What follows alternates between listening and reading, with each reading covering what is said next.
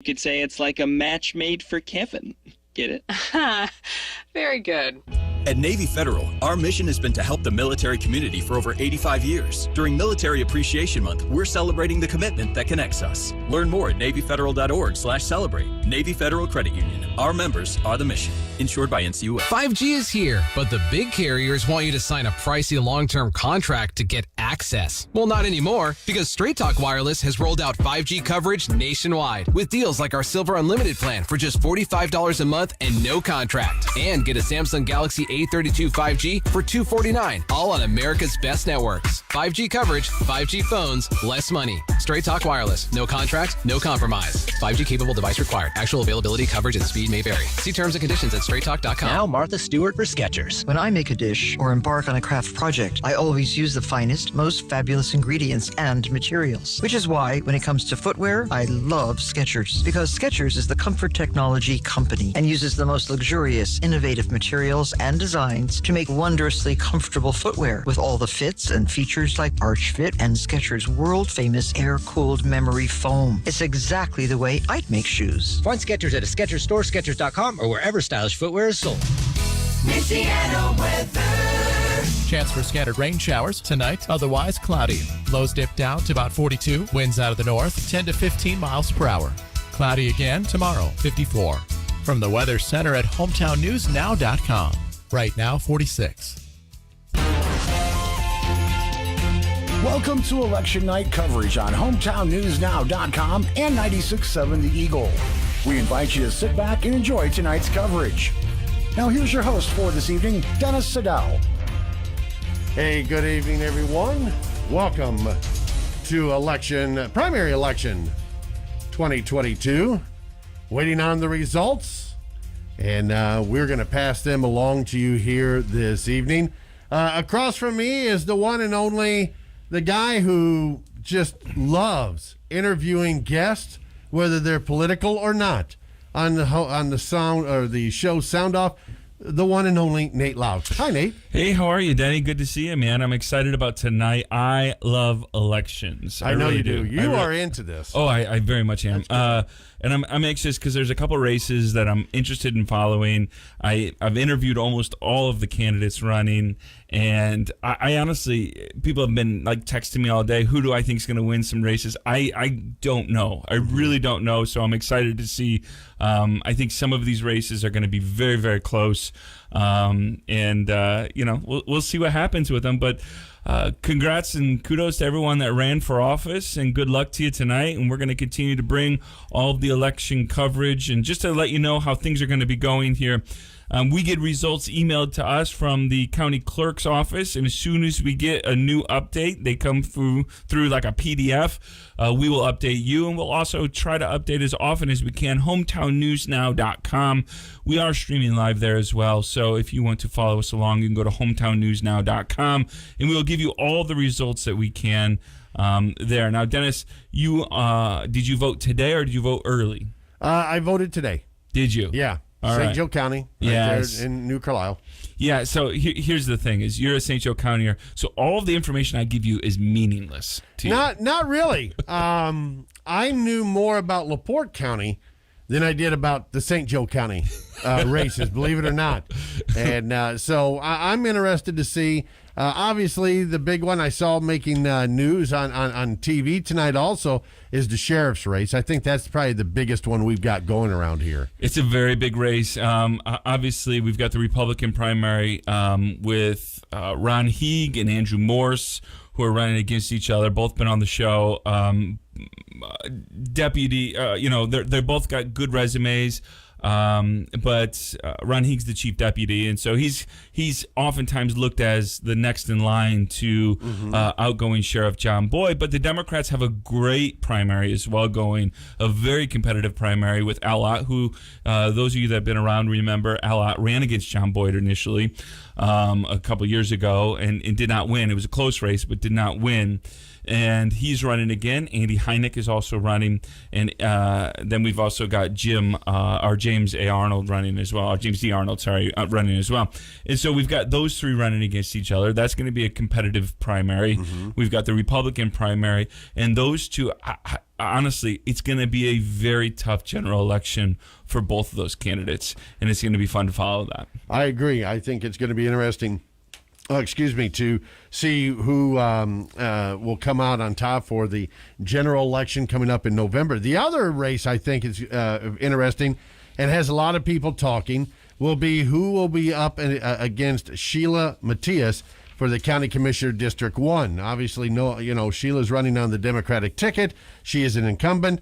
But then you have Liz Bergeron, Connie Grammarosa, and Nathan Patrick all running for that Republican ticket. I think that's going to be an interesting outcome tonight also. Agreed. And I think if I had to predict, I think polls are closed. So again, this isn't going to influence anything. I'm going to guess Connie's going to win that. Connie has the background as a council member, also she was appointed as a commissioner. Right. She never ran, or she ran as a commissioner, didn't win, but she did serve time as a commissioner.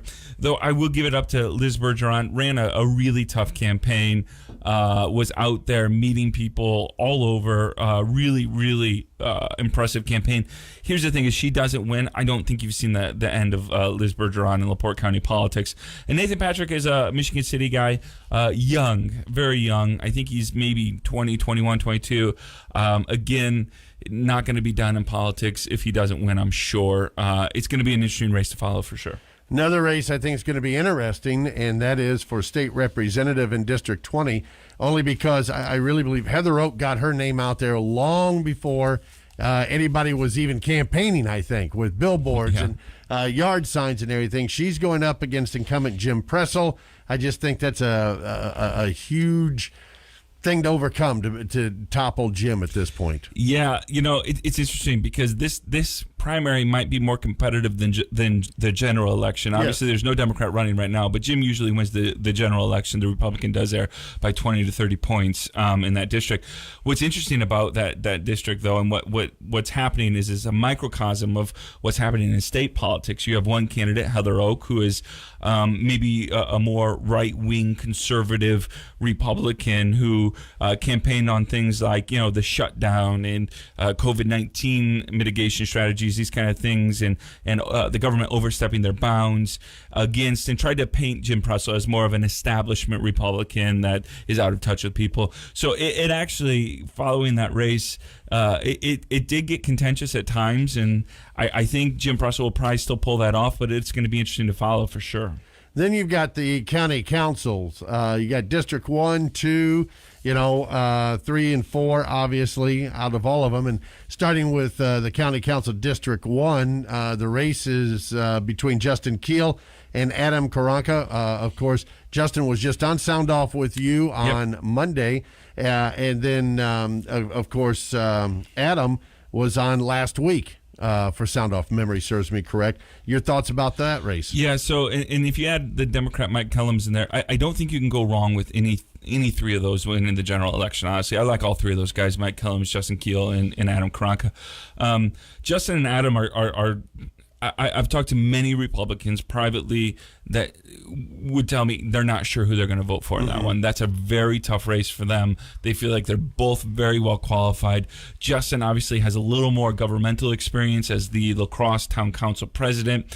He's also involved in some regional kind of governmental groups like NERPC, which is the Northern Indiana Regional Plan Commission, which handles kind of how the region spends all of their infrastructure money, and it's a lot of money, and he's the president of that, youngest, I think, president ever.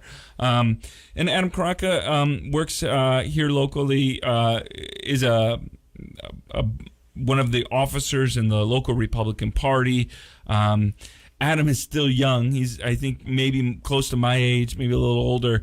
So he's certainly not old, but he looks like an old man next to Justin Keel, who's maybe only 14. No, just kidding, Justin. He's young, and both great candidates, and they're going to have a good race on them in the general election with Mike Kellums. Again, all three great guys. LaPorte County is going to do well with any of them winning. Talking about the county council district, let's go to District 2, Randy Novak and Aaron Kirk. Yeah, Randy Novak is the president of the current county council, former fireman, fire chief of Michigan City, and he's running for re-election. I'm not going to lie to you. I don't know a ton about Aaron Kirk. He's not a big player in the political system, big player in the political party. I think if he's going to compete in that race, he's going to need to probably get his name out there a little bit more digitally, but also with some signs and stuff. You know, with some of these races, for instance, the County Council District 2, and some of these other races that don't have primary candidates and challengers, they're not spending a lot of money yet because why would you spend so much money in the primary when you don't have a challenger? So it'll be interesting to see, you know, starting tomorrow, how, Aaron Kirk and Randy Novak, they pivot to the general election. Of course, District 3, Mark Yagelski, who's an incumbent, still has nobody running against him, so he's going to move on. Then you have County Council District 4. You've got Lynn Spivak on the Democratic ticket, Mike Rosenbaum on the Republican ticket, and Ron Schaefer, a Republican. Both of those two, Mike and Ron, both Republicans. Mike's the incumbent. Thoughts on District 4? Yeah, both of them came to my show as well. I like those guys. They're good guys. Ron ran for office many years ago and is running again. And Mike is obviously the incumbent. It's an interesting race, and it kind of, there's certainly two parties there within the Republican Party that are supporting those candidates. Election's over. This isn't influencing anything. I think Mike's going to win that race, but it could be very close.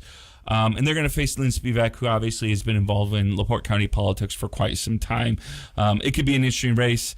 Mike's the incumbent. Usually in favors the incumbent, but it'll be competitive for sure. Just to let our listeners know, as we go on through the evening hours, and once the returns do come in, Nate and I will be going through the returns, and we will be taking a look at the Senator's race. We'll keep you updated on that. The District 1 United States Representative, we'll go through that because obviously former LaPorte Mayor Blair Milo is in that one. What's your thoughts about Blair? I mean, you look, there's 7 Republican people running on the Republican ticket. Blair's one of them. Yeah, it's so interesting, right? That is a race that people are going to think and write about, I think, for a while, because Blair is a somewhat popular mayor from LaPorte. There seemed to be some people that were upset that she, after her winning her second term, ended up becoming an appointed member in Governor Eric Holcomb's cabinet, that she left LaPorte. And so there were still people that I could find online that were still pretty upset at that. And Jennifer Ruth Green, I will say this, a newcomer to politics from Lake County, but was just putting all the endorsements together. And we were saying this before the show. One of the things that about her is she was putting endorsements together from national people, Mike Pompeo, Jim Banks, congressperson from Indiana, people that aren't even in the district. She was getting notable endorsements from. So she's clearly got the support of a fairly large movement. I know the national Republicans think that the Indiana 1st District is a winnable race. Frank Mervyn, who is the incumbent, who's a Democrat, is going to have a race on there. And they moved the election lines, right? So those of you that are listening might not know this because we don't, if you follow HometownNewsNow.com, you obviously know this. Right. But if you missed that day, if you missed that story, let me catch you up. So the Indiana legislature, because it was 2020, they redid the district lines. And now that the district is moved a little, LaPorte County, specifically LaPorte City, is divided into two. Half of you are going to vote for the Indiana 1st District. Half of you are going to vote for the Indiana 2nd District. And so, for instance, where I'm at, over by Stone Lake, I'm not going to give you my exact address. I don't want Dennis to egg me later, but right. Where I'm at over by Stone Lake is actually now in the 1st District now. So for the first time ever, we'll be able to vote in that district. But what that does is it puts a little more of a purple area into the 1st District, which, again, state Republicans were hoping to make that district a little more competitive. And national Republicans have seized on that, and they're hoping to really flip that district to red this year. Do you find it odd, I guess, maybe that's not the word I'm looking for, that Governor Holcomb didn't endorse Blair after he appointed her? Yeah, I kept on waiting for that to come down the line. Honestly, I thought, again, because she worked in his cabinet and for all I've heard, had a good reputation and did her job well. And it never came. Now, it can be, people that are old-fashioned in politics. Republicans, Democrats don't often like to make endorsements in the primary. It can be seen as something you shouldn't do. But I thought, again, since they have such a closer connection, either him or the lieutenant governor, Susan Crouch, someone prominent in the Indiana state government would endorse her. And I never saw that come down, and that did surprise me a little bit. Yep. Yeah, it surprised me too. I thought somebody up, down from Indianapolis would have really pushed her along and tried to help out her campaign. Well, anyway, we'll be talking about that. We'll give you the results on what we get on the District 1 for U.S. Representative. Also, we'll be talking, as Nate mentioned, we'll talk about U.S. Representative District 2.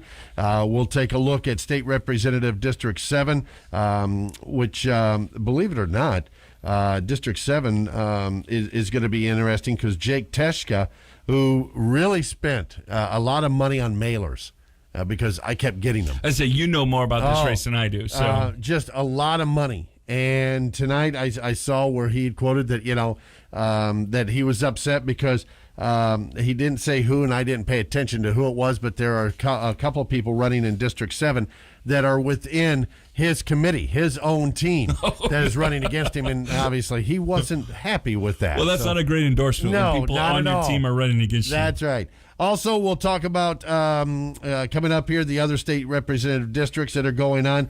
Prosecuting attorney, we'll talk about that tonight, and we'll give you the results. Like we said, definitely the sheriff's race, the assessor race, the county commissioner race, and all the county council districts. Now, the one thing that we will not be reading every single time is because it just depends when they come in. That'll be the trustees, because there's so many different township trustees and board members that when they do come in, we'll read them. But if they haven't been updated, we're going to bypass that, just to let you know. And we will, again, put as soon as we get updates, we'll put them on hometownnewsnow.com so you can check there.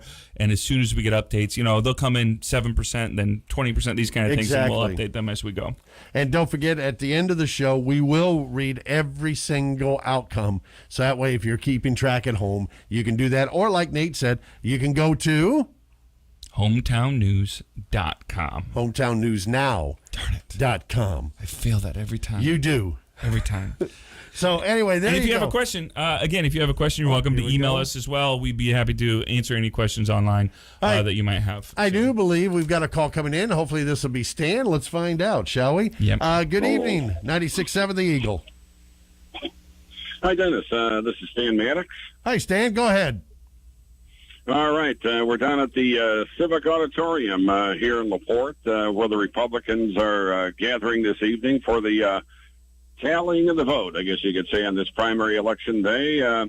Probably 25 to 30 people here so far. Lots of food. Alan Stevens is standing next to me. Of course, Alan Stevens is the LaPorte County Republican Party chairman. What are your thoughts, Alan, on the first of all, the turnout today? What can you tell us about turnout? Well, I know for a fact in the south part of the county, we were 3 to 4 times higher in Republican turnout than our 2018 numbers, and we're able to get those numbers now because of the e-poll books. With the e-poll books, the voter turnout information is instantaneous, so to speak. And I think in the south part of the county, we've got 2 really good super candidates in Adam Karanka and Justin Keel, and I had to vote in that race, Stan. And that I sat there for 3-4 minutes before I could punch the button. A lot of people excited about that race. We've got township races in Cass Township. We've got township races in Noble. We've got trustee and township board races in Hannah. The Republican base that's come forward, that wants to serve, that wants to see LaPorte County and Indiana and our country a better place, it is phenomenal. Yeah, you mentioned the Republican base. Is the base more of the Trump voter or more of the establishment voter?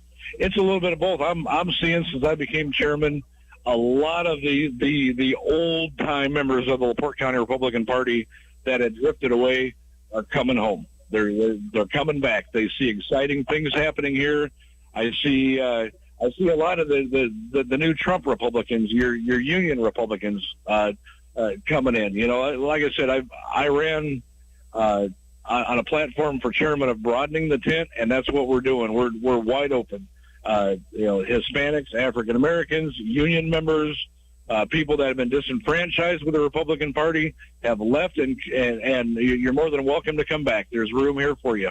Now, you're saying turnout in the southern part of the county was 2 to 3 times greater than it was 4 years ago? Yeah, they're greater than in 2018, which was the last time we had the same setup of races. And I just think it's because we have so many contested primaries, it's bringing the Republicans out. Do you think the Republicans are coming out also because of a lot of people's dissatisfaction with the Democrats? A lot of dissatisfaction. You look nationally, we're highest inflation in 40 years. Gas prices through the ceiling. It's just insane. So people are energized. They're coming out. They're voting. They're running. We have an unprecedented number of primaries in the county. 21 Republican primaries in LaPorte County, unheard of.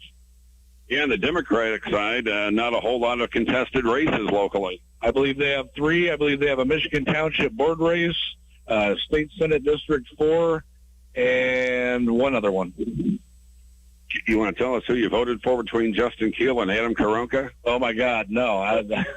Yeah, I'm sure you wouldn't want to do that. Two exceptional candidates, both really good friends of mine, and no, I'll take that one to my grave. All right. Any thoughts on the congressional race? Of course, former mayor of LaPorte, Blair Milo, is one of the candidates. Jennifer Ruth Green, strong candidate. A lot of people think the race is going to come down between those two. It's going to come down between those two candidates. I mean, there's 7 people running.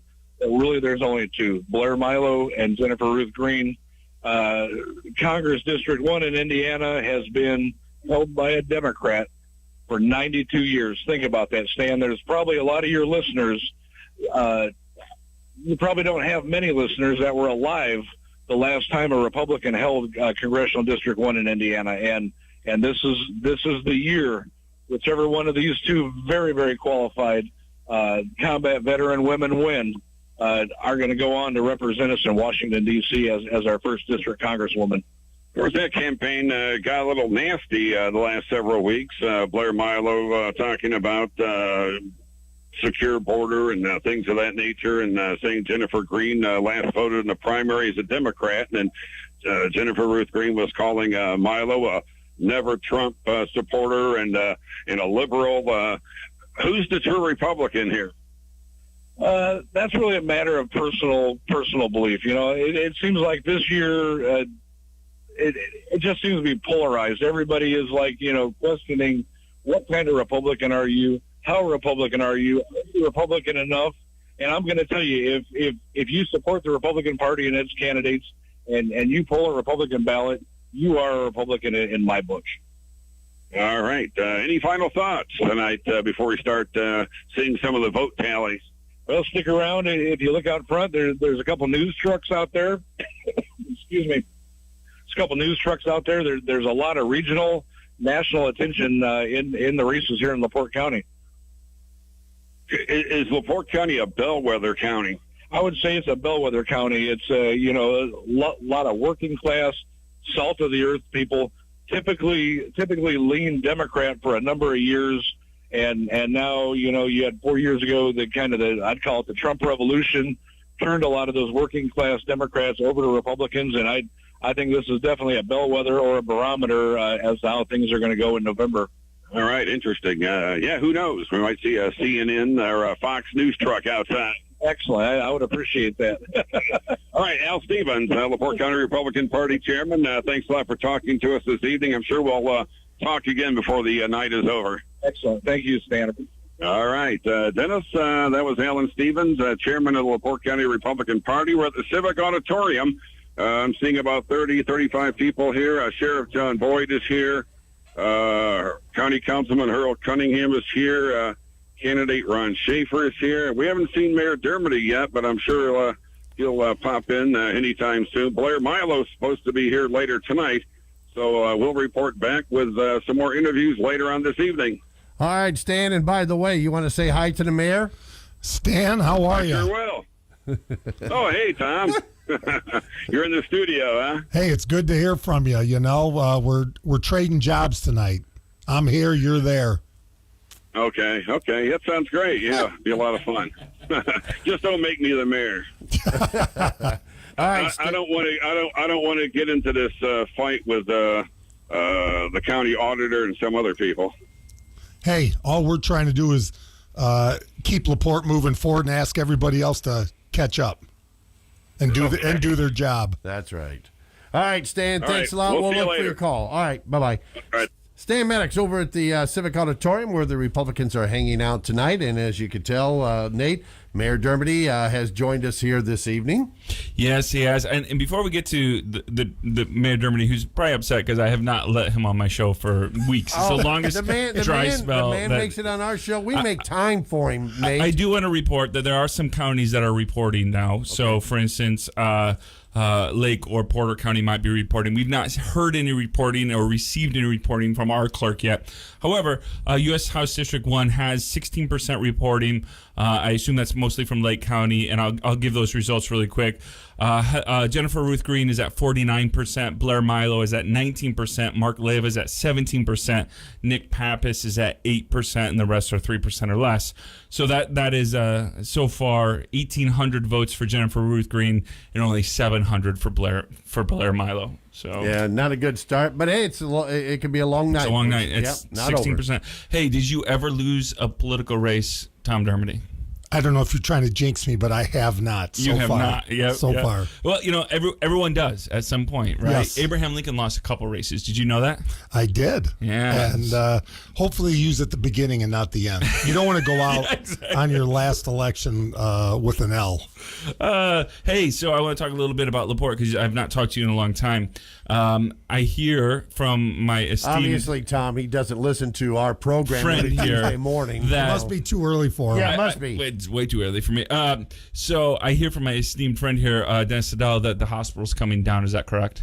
Well, that's what Bert Cook mentioned last night at the city council meeting, that maybe by July we'll start seeing demolition of that building, and what a site that will be, or a site we'll see.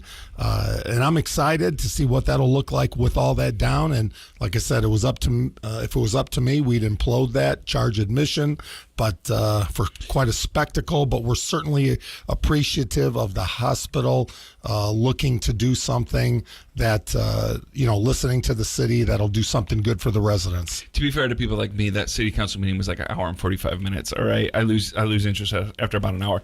Also, you announced, I did hear all this. The city engineer has been working hard on with your team on getting the road pavement plan out. You guys had a great presentation on that. Kudos to you guys. We did a story on hometownnewsnow.com today on that.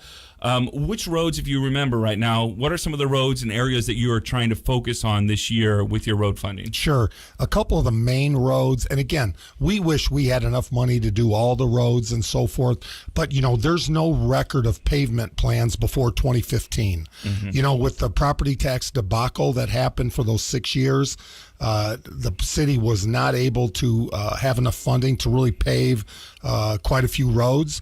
And so we are catching up, and that's why we're so sensitive when we see another property tax debacle before us. We're not going to go down that path. We won't accept it.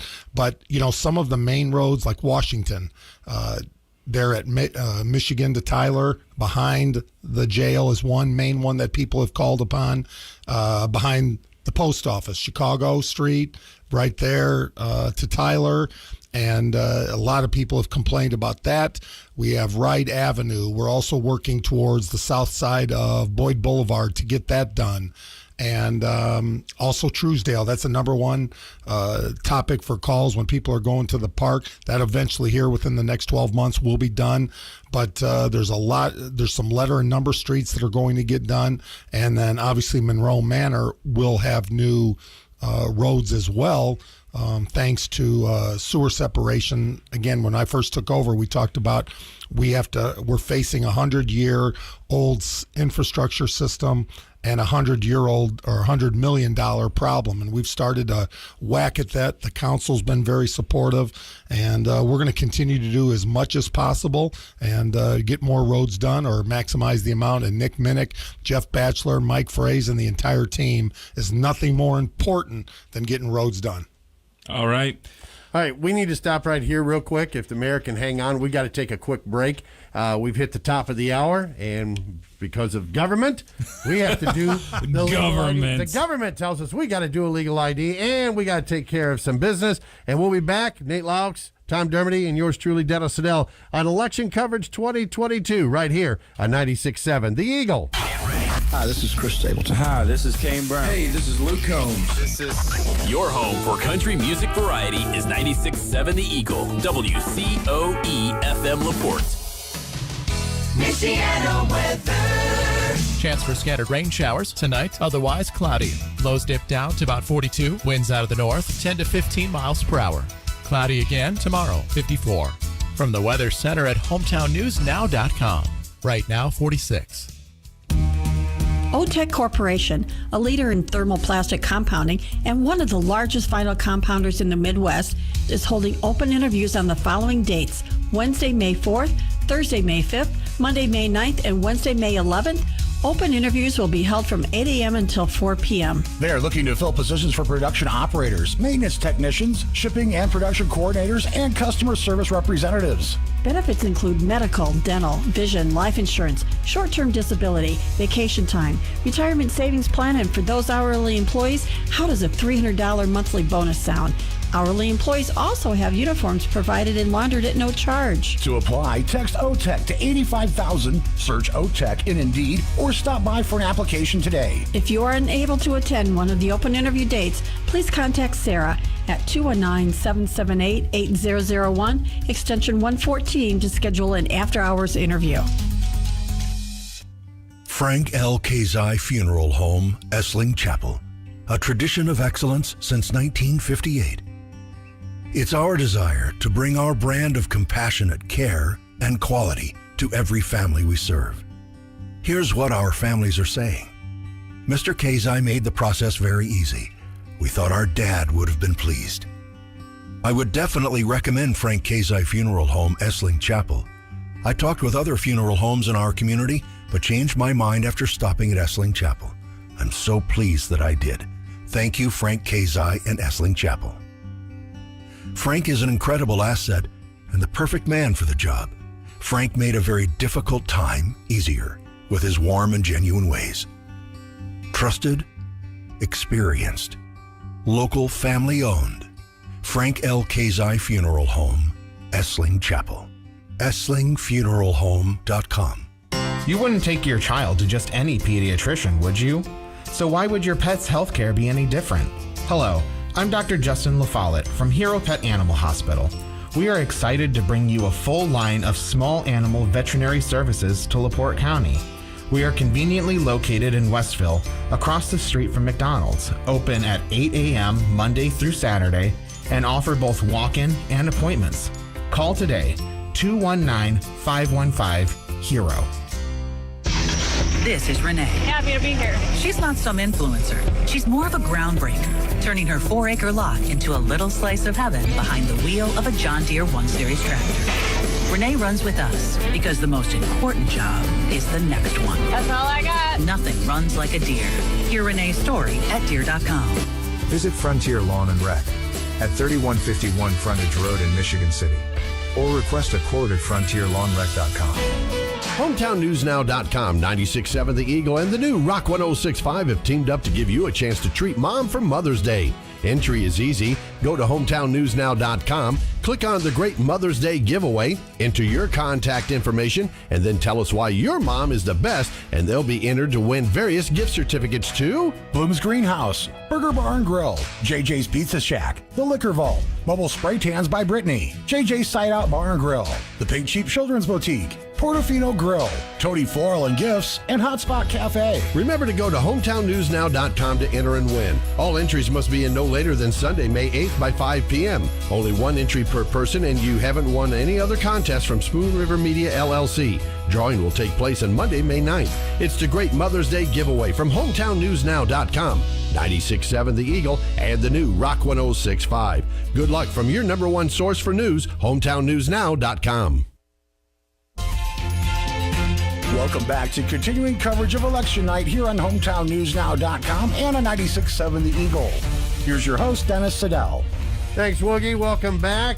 6 minutes past the hour of 7 o'clock on this election evening. And in the studio with me, of course, our host for Sound Off, Nate Loucks, and LaPorte City Mayor Tom Dermody. Oh, it is Tuesday, and not only does he show up every Tuesday for Stump the Mayor at 6:30, which, by the way, we invite everybody to tune in and join us, but he also comes back because I invited the mayor. And, Mayor, I'm very happy to have you here with us tonight. Dennis, I always accept your invitation, but I thought you were saying I was the host of Sound Off. Usually when I come in, I kind of take over the show for Nate. True, yeah. So we'll see what happens Friday on his way out, right? Right. Is that it? Yeah, exactly. I get more complaints about, when Dermody's on the show than any other episode, because they're like, why does he talk so much? And I'm like, I don't know. I can't control the guy, right? I mean, he just keeps on going. When we head over to the Civic, we'll get some cheese for that wine.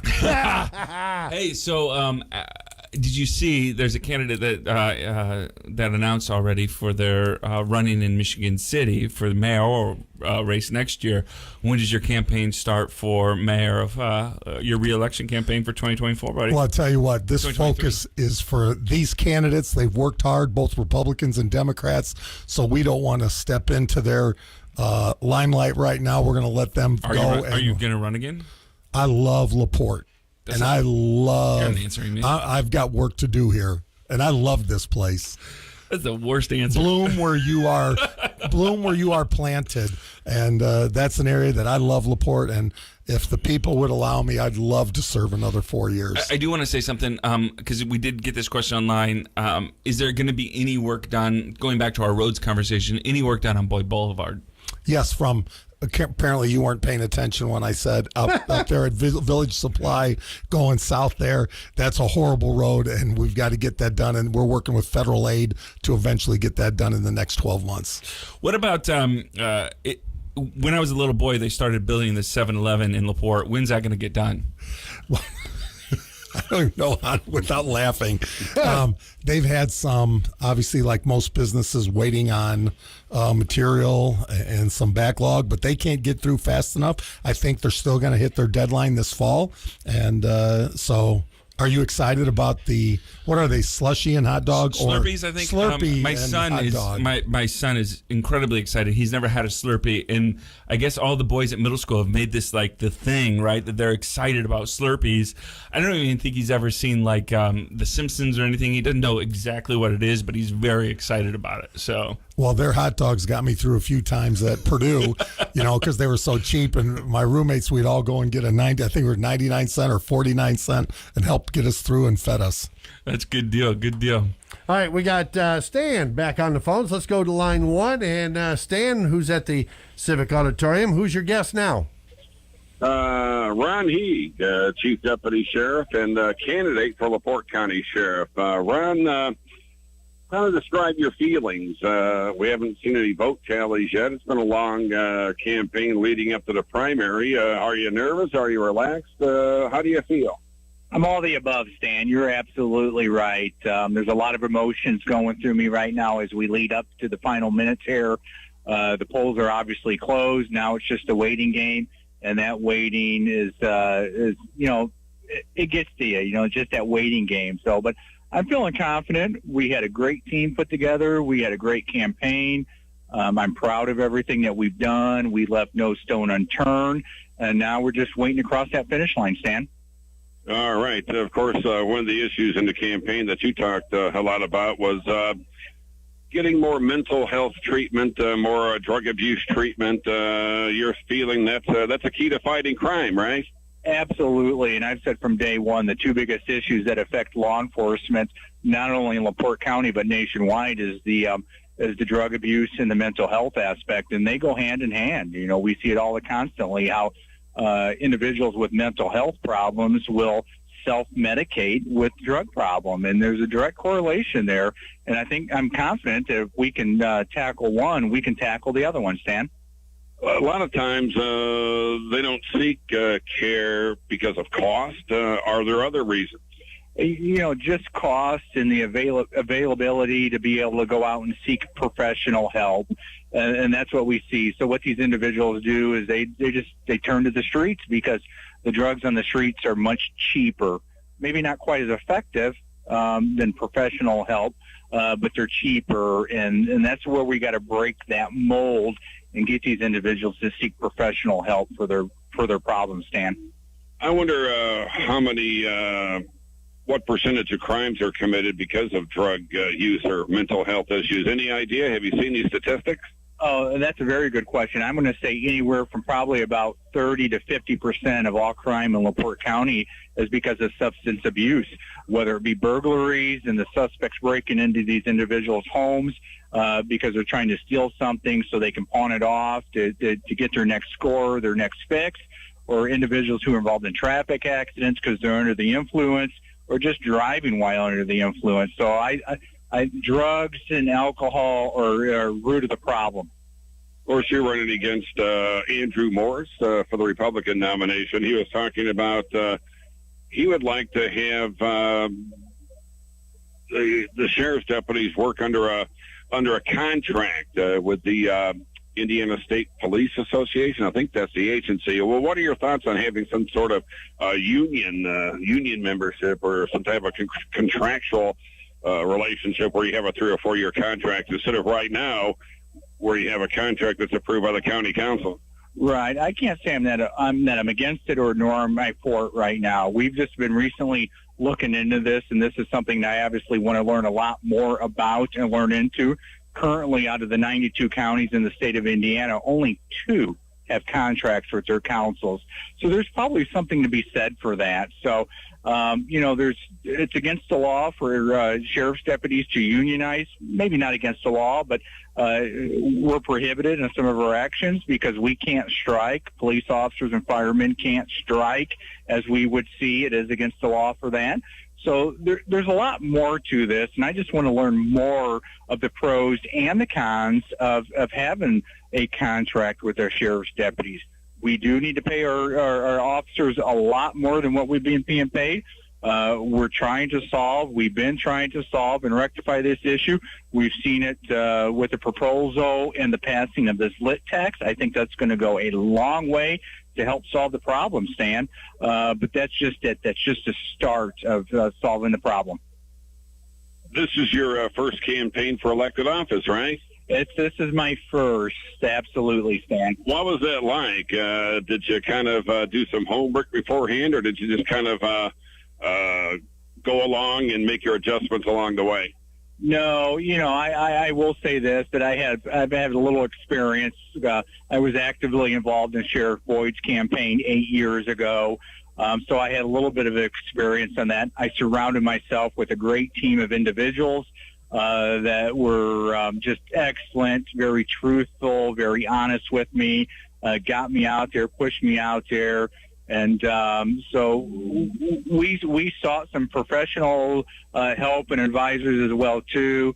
And it's just all about getting out there with the people. And I'm sure that over the last, I'm going to say 8 years, because I started my campaign for sheriff 8 years ago after Sheriff Boyd was elected in his first term, that the people have seen me out there, Stan. I just didn't show up last year and said, I'm going to run for sheriff. I've been actively involved, and here we are today, and I'm ready to cross that finish line. Are there 1 or 2 things you plan to do right away if elected sheriff in November? Well, I think it's just all about drumming up the community support to the sheriff's office. And one of my goals is just that, community investment.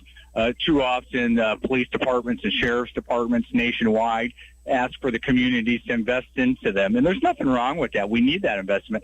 But the police departments and the sheriff's departments need to be investing in their community as well. And that goes to like a lot of community-oriented programs and just getting out and about and building that trust and building those relationships, Stan. All right. Yeah, you're talking about, maybe investing in the sheriff's deputies by having some type of leadership programs, maybe programs that build each person from within a little bit higher than what they are now. Absolutely. The sheriff's office were what I consider a very young department.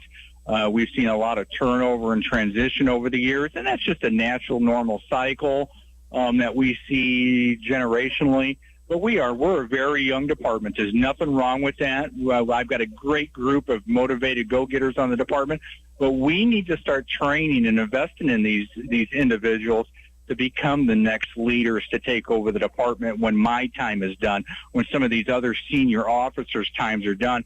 Let's get them to be the next guys on deck, so to speak, Stan. All right. Are you ready to accept victory yet? A little bit too early, of course. We haven't seen any votes, but a lot of people predict that you're going to win tonight. Well, I appreciate your enthusiasm. I'm not going to take anything for granted. I'm still going to work down to the final minute, and I'm waiting for the final results to come in before I predict any type of victory. Hey, all right, Ron, I'll let you go. Thanks a lot for spending some time with us tonight. Anytime, Stan. Thank you. All right, Ron Heeg, candidate for LaPorte County Sheriff. We'll send it back to you, Dennis. All right, Stan, thank you very much, and we'll check back with Stan over at the Civic Auditorium in a few minutes. Just to let everybody know, the polls closed at 6 p.m. this evening, and we're still awaiting any kind of results. We haven't received anything yet. The ones that I can pass along here from St. Joe County, those of you that live over in the New Carlisle area and everything, wanting to know maybe what's happening over there, I can pass along to you. And the St. Joe County clerk on the Democratic ticket right now with 98% voting already tallied. Lena Cleary is winning 63% to 37% over Ann DeLusk. Also, the St. Joseph County Commissioner District 1 right now, Don Westenhausen has 69% of the votes to Mike McManus's 31%.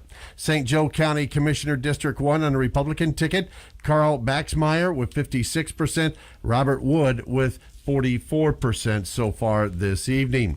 Now, the St. Joseph County Council District C on the Republican ticket has been declared. The winner is Dan Schatzel with 73% of the votes and Richard File with just 27%. And that's all I've got so far, Nate, here this evening. Again, we're still awaiting from LaPorte County. It's been an hour and 20 minutes since the polls have closed, and still waiting for at least the first results this evening. Yeah, and I'm getting texts from friends. When's the results coming in? I don't know. Hopefully soon. You would think that we'd get at least the early voting results coming in soon and sent to us. And I assume they're not done because they've not been published to any media source. No, they have checked not. Some other that ones. is true. But hopefully we'll get them soon, and we'll update everyone. There have been some other counties. So, for instance, some of the other races that we've been following have updated. So, for instance, those of you that are wanting to follow the Blair Milo race, she's getting beat by Jennifer Ruth Green quite a bit so far. It's still fairly early, but so far Jennifer Ruth Green is winning that race fairly handily. And maybe, again, LaPorte County is where she's probably going to do the strongest. She can make up some ground there. But one of the things as well, and maybe Mayor Dermody, you can comment a little bit on this, is when you're a candidate, do you like to see 7 different candidates in the race, or would you prefer to have it just 1 or 2 people in there? No, I think the belief, and by the way, anybody that's texting me about the results, don't worry, I've told them it's all falling on your shoulders. Nate Loucks is the cause, so he might be getting a lot more texts coming up. But no, I think if you're one of the stronger candidates, you hope that the other 5 or 6 will split the vote. If you're obviously, there's no surprise that Jennifer Ruth Green and Blair Milo are the 2 top dogs, 2 top candidates, and the other 5 could split up some of the vote. But no, I like mano a mano, but you just get in, and this is one of the things that I think I've always focused on and told everybody else, you focus on what you control, what you do, and don't get caught up in the negativity. Knock doors, and do the right thing. And then tonight, there's nothing more today you can do. In fact, I don't encourage people very often going out to the polls and watching people come in and out and say, vote for me. People have made their decision, and if you've done the work, if you followed your process, Election Day, go relax, go do what you want, and so it's interesting because, again, talking to all the candidates, most of them had strategies for what they were going to do on Election Day. Now, when you're running, for you, Election Day it's essentially done, right? Yeah, I'll go run around, talk to people, but I'll never forget, Jackie and I, when we ran for state rep the first time, we had a consultant helping us, like many people do, and she was like, she had my whole Election Day planned out, and she was staying at the Holiday Inn, and I go, okay, that sounds good. You remember this. I pulled into the Holiday Inn, dropped her off, said, hey, I'm going to go park. She went in the Holiday Inn in the morning. I took off, hid, went and played noon hoops at the Y, and she couldn't find me, and I think she left that evening. She was so upset. But sometimes, you got to do what's right. And again, do you like people standing over you when you're walking into the poll location or precinct? You just want to be left alone and vote. Yeah, I'm 6'5", nobody stands over me. But so I do want to say too, as we're talking about, you're 3 years in now, and I will say this, we joke a lot, but I consider you a friend. I think you're doing a great job as a mayor. Thank you. What are some of the things that you didn't expect to find when you became a mayor? Are some things worse? For instance, we talk about road funding. You were in the legislature. You usually don't go backwards, right? Sure. I don't like the idea that a mayor is less important than a legislator. I don't think that is the case at all. But typically when you see, the way many people understand races is mayor might be a JV and legislator is varsity kind of thing. What have you learned, though, and what surprised you when you became mayor, and what have you learned over the last couple of years? Well, and I'll tell you, when I retired from the legislature, I retired. And it really wasn't until Mayor Milo had left early, and I saw a name pop up that I said, this wouldn't be good for the future of our community to be mayor, and said, okay, Jackie, we're living in the county. How about we come back into our hometown, which was a mile away, and consider running? And that is the reason. And I'll tell you what, I love this job. I'm not sure, because, again, running a business most of my life, I love working with the team and being a part of it, getting young people involved. Courtney Parthune is a clerk treasurer for life, our council people, and moving the community forward, having that challenge. And really, you learn about you mentioned the paving, and you look at the funding. When that 6-year debacle, you realize, oh my gosh, how difficult is it to pave roads over the past 15 years? And explaining that process, or making the residents understand that everybody wants the road done now, it can't happen. But now we have a plan in place. Again, no records. Nick Minnick informed me there were no records before 2015 on what's been paved. So we are literally picking up, kind of starting from scratch, and then COVID hits. Nobody can prepare you for COVID, but that's where the team, if you've got a good team, you come together and you let them do the job. So I just can't say, Jackie, do you think, some of my frustration, individuals, I put my cell phone out there, you can call me, you can look eyeball to eyeball. Some feel pretty brave when they're behind their computer and call names about other people. Say what you want about me, I signed up for it. But when you talk about my kids, my wife, or somebody else, then or me, right? Or you, yeah, or really one of the council members, people that are working hard, come sit with me and see what happens on a day-to-day basis. And I think LaPorte is making progress. We've got more work to do, but we're coming. Can you talk briefly? I feel like the county has had tax issues. We closed one chapter of a tax issue and opened up another one. You've been pretty vocal about what's happening right now. How could that potentially negatively, with our tax issue, with the billing and things like that, impact the city? Because I know there was one meeting I watched. You were pretty fired up. You were pretty upset about it. And what are you worried about happening, and what could happen if things don't get straightened out? Well, we need Republicans and Democrats, whoever elected officials, to focus on their job, do their job. Number two, I feel bad for the residents. The residents that are now waiting, and we're getting calls. Do we pay the tax bill? Do we not? And it's kind of hard.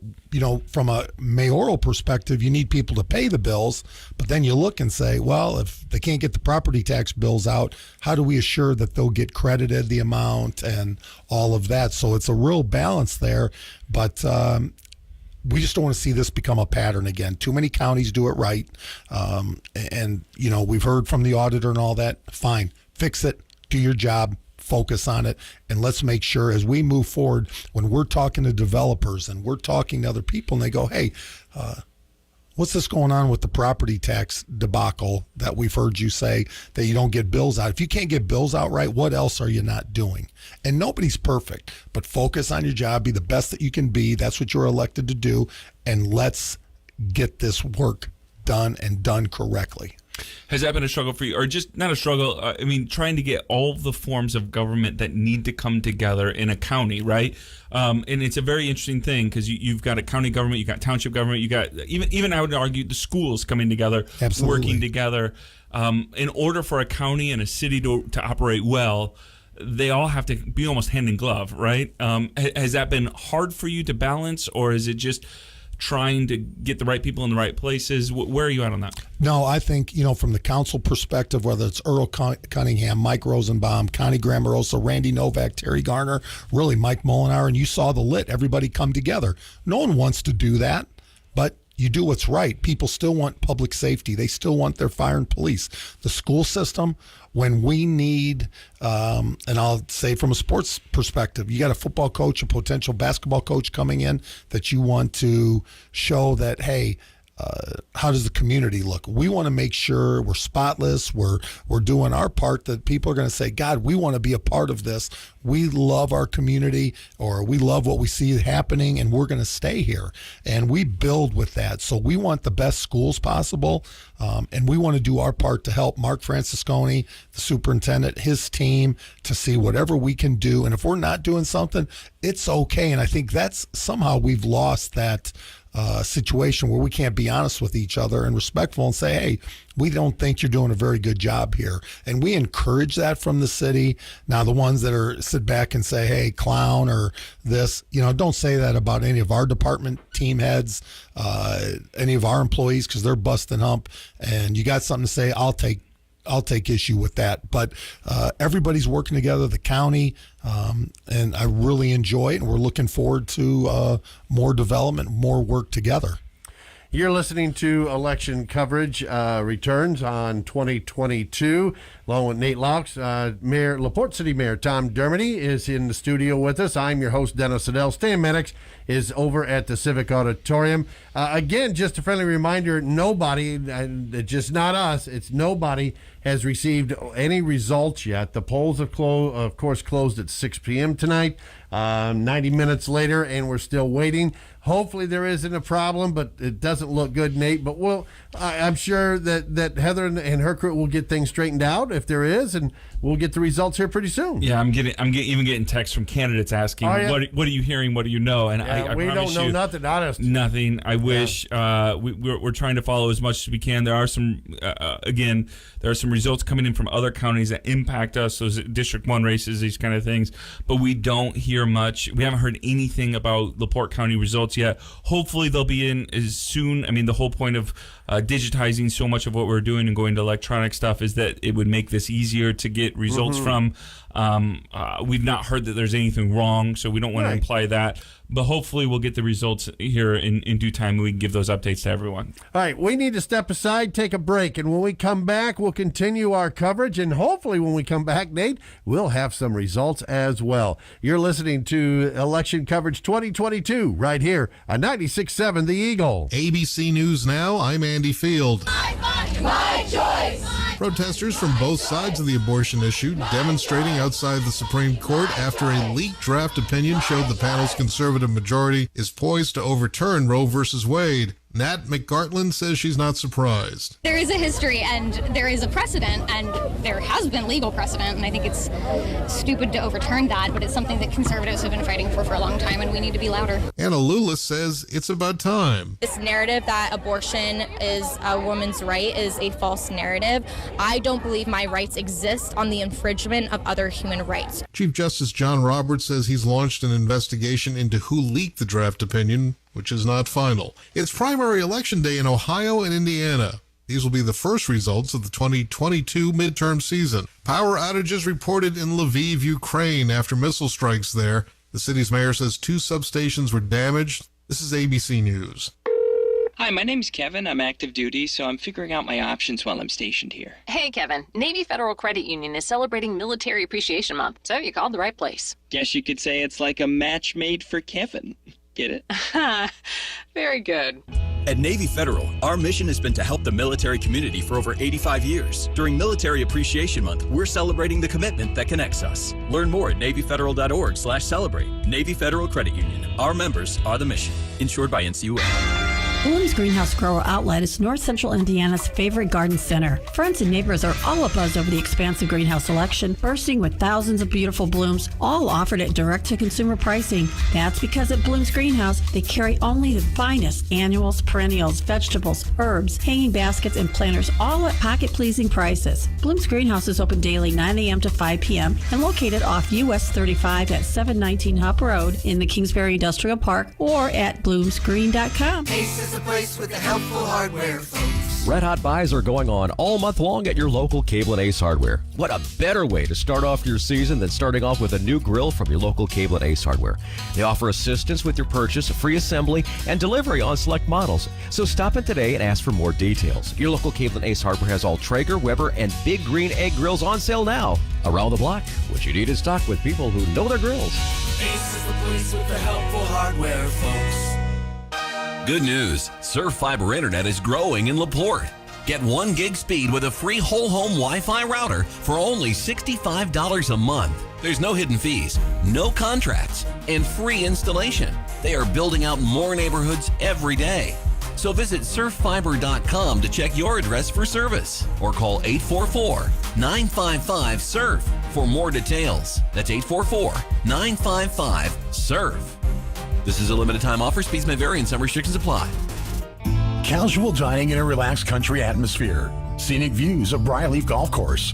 Steaks, seafood, and other freshly made daily menu items are served up at Portofino Grill, located at 3233 State Road 39 in LaPorte. They are open daily at 11 a.m. and offer specials on food and drinks. They will be open to celebrate moms and grandmas on Mother's Day. Portofino Grill is the ideal place for post-golf meals, outing banquets, and your next casual dining experience.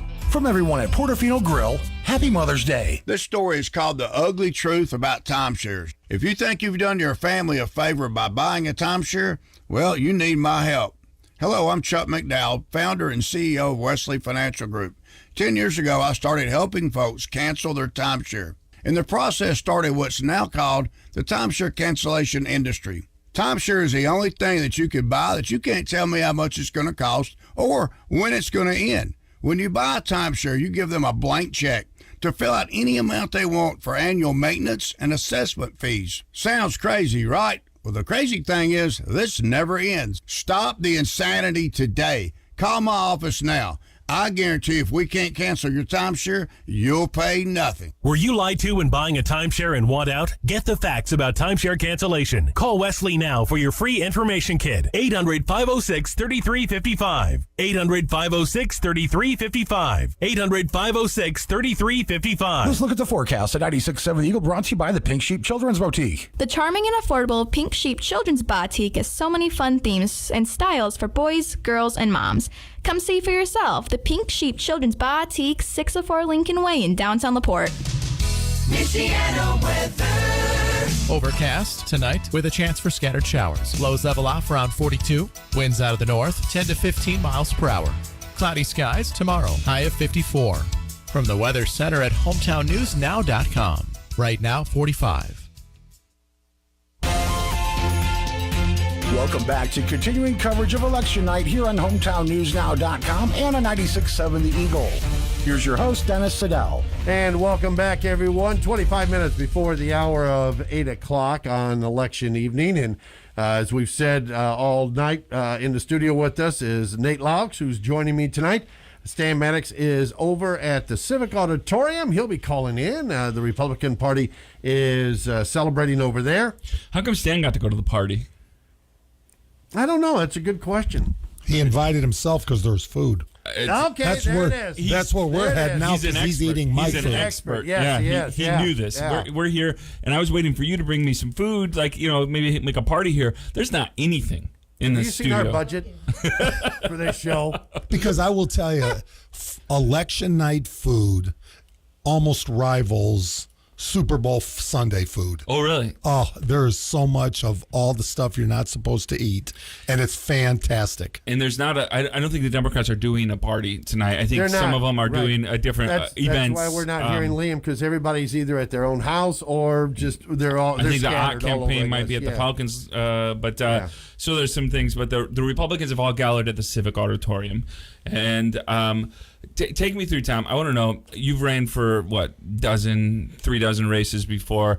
You've done this before. Election day, you told me, you pretty much do whatever you want because at that point people have decided. If you're a candidate, what is election night like? Do you just, is it hard to wait for results? Because I'm getting texts from these candidates that are, again, couldn't sleep last night, and now they're anxious as I'll get up. Yeah, it's like when 5 o'clock hits, you're tired, you're worn out, and you're going, oh my gosh, I've got another hour till polls are done, and then how quick? And then you wait it out. And to be honest, I think a candidate, and maybe this isn't fair, but you don't want to see a lot of people, yet you're around a lot of people. Yep. And all you want to do is, let me hear the results. And then it happens. When it happens so fast. Now, state rep takes, because a little longer. When I was there, you had Jasper County, Pulaski County, LaPorte County, and so forth. But this can go quick, and all of a sudden, your fate is decided and it's over in a matter of minutes. And you put 6 months or more into a race, and within a matter of minutes, the results, and sometimes it can come too fast. Yeah. So it's tough. And, really, the Republican and Democrat candidates alike should be congratulated. It's not easy to put yourself out there. And again, more importantly, your family out there, your children out there, and, run, leave the home, take the abuse on social media, do those things. But you're doing it, every one of them on both sides of the aisle, I believe, are doing it for the right reasons. Yeah, I wrote something about that on my Facebook today about it's an act of vulnerability, right? You're essentially saying, trust me, I can hopefully make your life a little bit better in this role that I'm running for. And when you don't get elected, it feels like you just lost a popularity contest. But kudos to everyone running, honestly, because how many people talk about, wanting the problems with the system or the things that are wrong in the world, but do so little to try to fix it, right? Yes. And somebody's going to run tonight and they're going to lose, but kudos to you for trying, honestly, because and again, we can go through many candidates, famous candidates, George Bush's, both of them, Barack Obama, Bill Clinton, Richard Nixon, obviously, Abraham Lincoln. All of those people lost races at some point in their life, oftentimes state rep or a local race or something like that, and they didn't give up. They went back into it. So not everyone can be as fortunate as Tom Dermody and never lose a race. Well, don't be. You keep putting that out there. I'm trying to keep that not as my lucky charm, but you see people. I've seen state representatives that have lost a race, sat out for 2 years, and run again. That has to be tough, and I give them credit. But also, we have to continue to recruit new, young, vibrant candidates and get to the point where they feel comfortable running when candidates on both sides of the aisle are talking about what they can do, what they can provide, not necessarily negative dart throwing at their opponent. Yeah, it can get ugly in some of these races. How did you process? Again, you did endorse Blair Milo for District 1 race, and Blair fairly well. Obviously, both being LaPorte County Republicans, taking over for Blair as mayor, these kind of things after in between Mark Krentz or after Mark Krentz. it was starting to get a little ugly at the end there. Did you feel that way? Or, I mean, it was just getting a little competitive, I thought, in ways that I think surprised some of the candidates and some of the people around there. I started receiving some of that mail saying, okay, then you get your competitive juices flowing going, okay, so is this really what we want to do? And you have to take a breath. You have to really look and say, all right, am I going to throw what I call this dart back, or am I going to focus on what's important? And I can't imagine why everybody wouldn't want Blair here. I mean, she lives here. We want somebody that's going to focus on selfishly on LaPorte when she goes to Washington, D.C., and bring back what we need from funding or whatever else that may be and have a voice. So I think it's far from over based on the numbers. But absolutely, why would we not want a former mayor here, somebody that lives in our community to represent us in D.C.? Can we talk a little bit about, again, it's been so long since I've had you on Sound Off, and you're on Friday, so we'll talk some more about this, I'm sure, on Friday. I'm really interested, though. So I was talking to my father about this, and he's a concrete construction guy, retired now, and he's been in LaPorte his whole life, and my grandparents are in LaPorte, my great-grandparents, these kind of things, and he's talking about how LaPorte has always had a hard time changing, just LaPorte County as a whole, adapting these kind of things. You want to grow to 30,000 people, right? Obviously, there's a lot of people in LaPorte that like LaPorte the way it is at 21,200. Maybe they'll accept 21,201. What can you do, and what can you say to the voters and to the citizens to encourage them that it is okay to adapt and adopt a new reality for LaPorte County and LaPorte City particularly? Well, I've always been involved in something, whether business, sports, politics, whatever. If you're not growing, you are dying. And, we want certain things. People want types of things that it takes population and growth to get there. But the number one thing I hear from a lot of people, boy, I wish there was something for my daughter, my granddaughter, my grandson, my son to come back home, work here, and give a reason to bring them back home and raise a family and being around here. So when we talk about 30 by 30, let's focus on those that we've educated here, that have family here, and give them a reason. I mean, we have wonderful lakes. We're an hour from Chicago, but you can have the quiet life. And I don't think 10,000 people more in the city is going to create a Chicago downtown. But we have enough area. You've heard us talk about annexation. That's going to be a part of it. So it's a multi-level plan to say, hey, we need to grow LaPorte and give a reason for those that we've educated to come back home, because I hear more parents than anything say, I'd love to have a reason for my son, daughter, granddaughter, son to come back home and raise their family here. And we're going to hustle every day to get there. And I don't know if you can share this, but are there areas specifically, sometimes city boundaries are created years and years and years ago, and the cities grow, and then they don't, push the boundaries out, right? Yeah, absolutely. And so are there areas that you can think of that you would like to invite into the city, into annexation process? 39 North is a perfect example. We've told them that we will no longer supply water. We've stopped ended the contract that we have 2 more years to deal with. But we've said, look, and that's bad on the city's part. That's not 39 North's problem, but to provide water, sewer, and services to non-residents is not something we are doing currently and moving forward. That's not a good business decision. So we've said, look, we're going to solve your problem, but if we can solve your problem, if you agree, the only way we'll do it is if you annex. If you don't want to be annexed, fine, we take our water and that's it. But that's a first step to grow our community and fix some of the problems that need to be addressed. All right, we've got on the show, we've got Tom Dermody. We're going over election results as soon as they come in. We've actually got a couple hundred people now listening online, many of you listening on the radio. We want to thank you so much for being on our hometownnewsnow.com and 96.7 The Eagle election coverage show. Stan Maddux is in the field. He's got another interview coming right now. Go ahead, Stan. We're at the Civic Auditorium once again. Standing next to me is Blair Milo, the former mayor of LaPorte, running for the Republican nomination for the District 1 congressional seat. We haven't seen any vote tallies yet from LaPorte.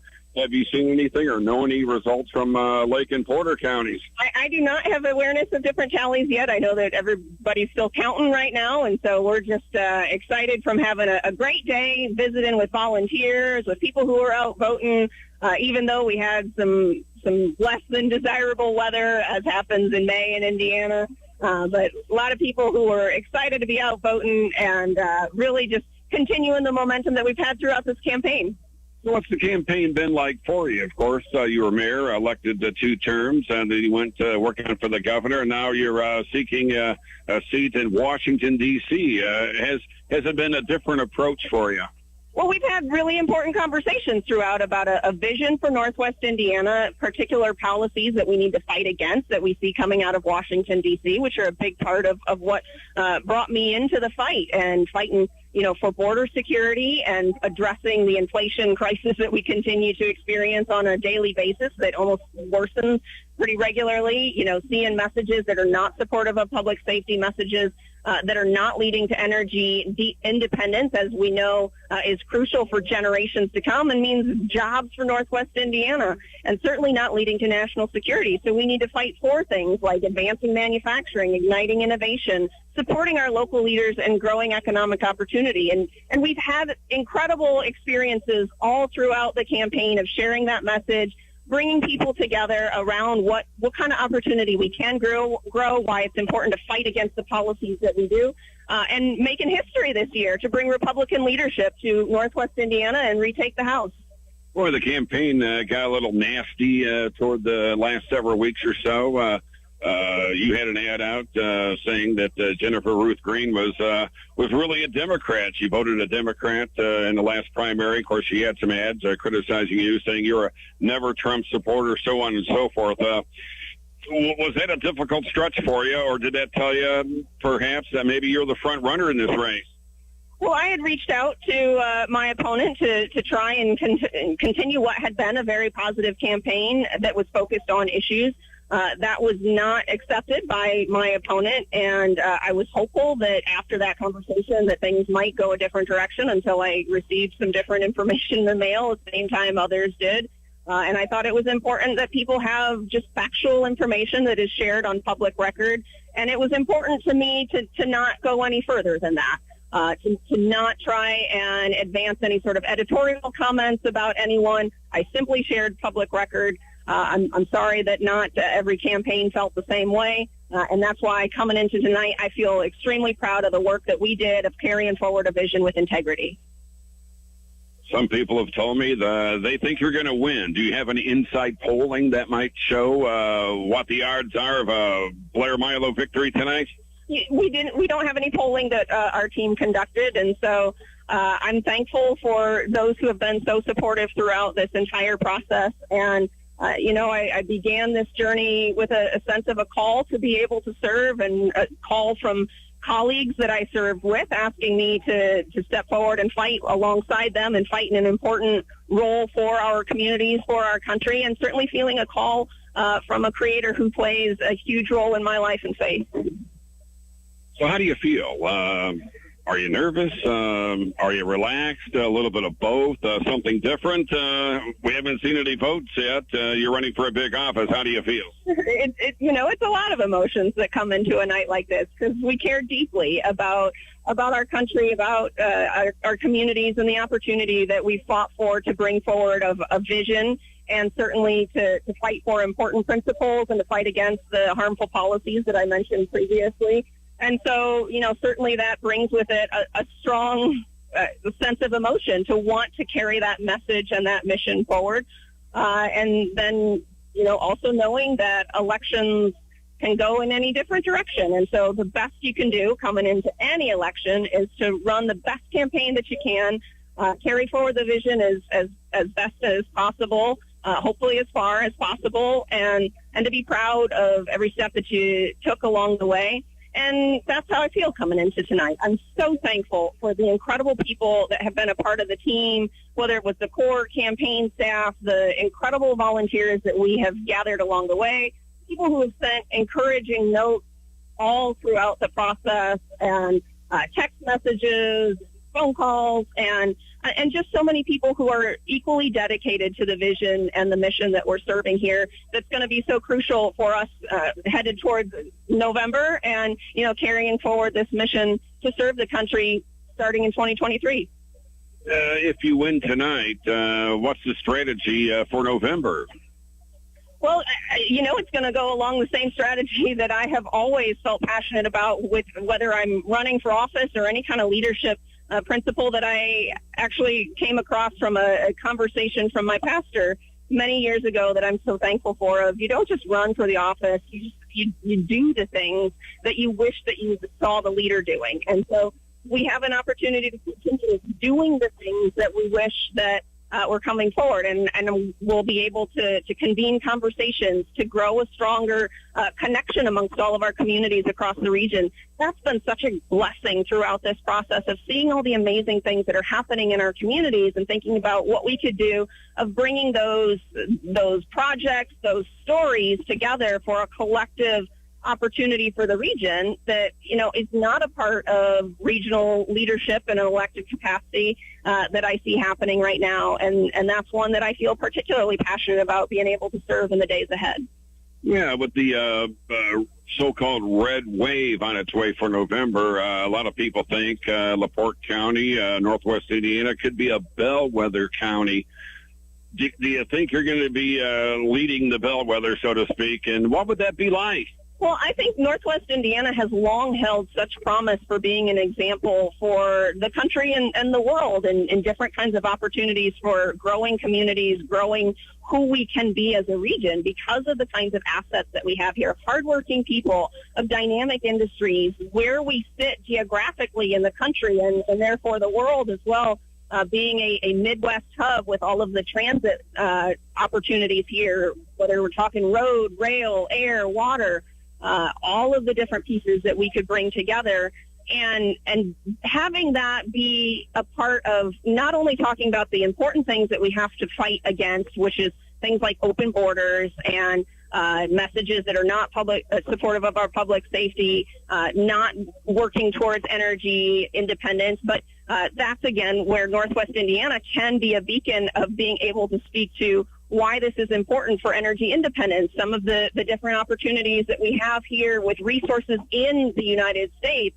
the innovation that is taking place in our industrial sector, and the growth that's happening with startups as well, and the economic opportunity that if we tell those stories of what's already in place, I think it helps grow the momentum that is here, while also expressing why it's so important to fight back against the policies that Washington, D.C. has been advancing that are constraining our individual liberties and collective opportunity.